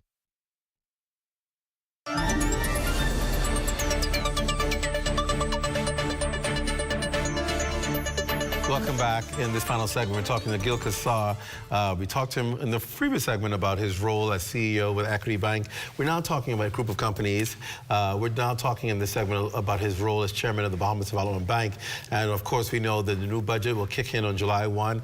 And a lot of people are touting this as a budget that provides opportunities and for people, but the government specifically touting the fact that it's for the entire country, island by island, development for the islands. And so I guess I want to start there, first of all, with any initiatives the Bahamas Development Bank is pushing that will impact people throughout the islands, particularly on family islands. What are some of those services that you can provide for them or opportunities for persons on family islands as the government is touting that that's what this budget will focus on? Absolutely. The Bahamas Development Bank is constantly looking at the various opportunities to assist, and whether it's the blue economy, green economy, orange economy, and really a plethora of different ideas that entrepreneurs have, we are looking to see how we can continue to foster those conversations. Of course, we do have the African XM funding available, and I got to tell you, applications continue to roll in. Oh boy, don't be sitting there waiting, y'all. Take advantage of it. And also what we're also finding is that not only do we need to focus on fostering the pre-funding preparation, but also on the post-funding support. And so this is a focus area where we are looking at, how do we build out a network of professionals that can be at the disposal of entrepreneurs who are funded to be able to stay on track. And beyond that, there's an obvious trend that entrepreneurs are seeking larger and larger amounts of capital, right? And so there's only so much that one particular financier can do for risk mitigation and also to be able to support a number of entrepreneurs. And so this has caused us to think about syndicate lending. And what does it mean to be able to perhaps look at assisting with a certain level and have that be conditional on other lenders coming in. And so these are some of the frameworks that we're thinking about because the Bahamian market is extremely ambitious in terms of the manufacturing, the tourism projects, even the medical projects.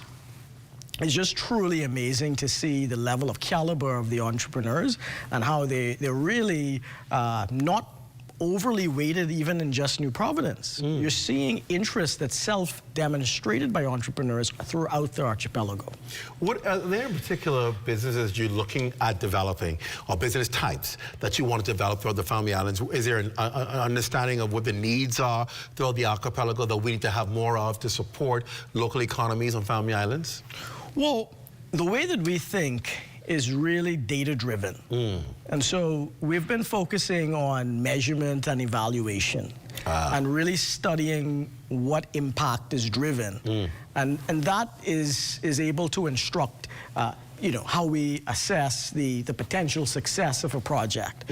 That being said, certain islands have been notably aligned for certain types of cruise traffic, and, other types of initiative that become more predictable in terms of what would succeed. But we're also very open-minded because sometimes entrepreneurs have seen something that is perhaps not widely known, but that is what's to come in their view. As we begin to close, I want to give people an opportunity to understand what they should be doing in order to seek funding. I always like to stress this repeatedly because people always keep asking us after these kind of shows. In order to seek funding, what should entrepreneurs do as they prepare to, say, approach an institution like Bahamas Development Bank? What are some of the ducks in a row they need to have in order to make it a successful bid? Well, of course, I'll start with the process. You can go to the BahamasDevelopmentBank.com. You can go under the financing tab, and it categorically sets out the various options. And then you can apply completely online. It's not difficult, but of course you have to be prepared with what you would expect: a business plan, a forecast, financials if you have them, if you've already been operational. And then of course, statistics and data around if you have a really well thought out business model. I would also say that it helps if you've thought about your ability to repay the loan. And so, how are you going to do that? And so, you know, the numbers need to demonstrate that you will have the wherewithal to repay it. And that helps in the sense if you're having letters of intent or already purchase orders or things that show that, you know, this is something that is predictable to a certain degree. It also helps if the entrepreneur has some skin in the game. And perhaps has tried to have some market response before coming. Not necessarily required, but it does help to say that, you know, you in some small way tested the market and have some initial customers. There's also a deposit requirement. And so in and around the 10% mark, I think when you're looking for funding, you should consider if you're able to fulfill that particular component. And there's a collateral expectation. That, of course, can be diverse. We also look at chattel in terms of collateral, whether it's what you're actually purchasing and studying what the value might be of that over a period of time.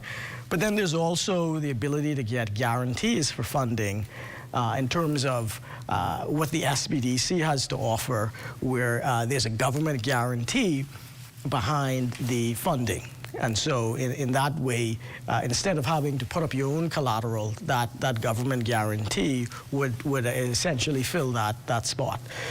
And so these are the things that you should be thinking about as you come for funding and exploring not just the opportunities that the Bahamas Development Bank has, but those by the Small Business Development Center and others.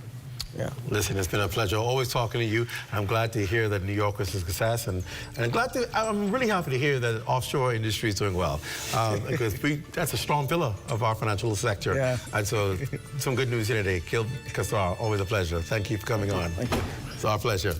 That does it for the rundown. Be sure to stay locked on the ZNS network for the Bahamas tonight at 11. It's a final newscast in the country with the latest news and information with Royston Jones. For all of us here at ZNS, I'm Clint Watson. Thanks for joining us. Good night.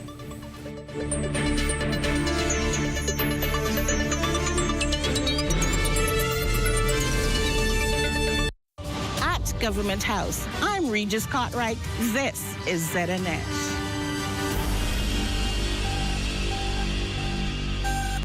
What does it take to challenge the status quo, build an industry,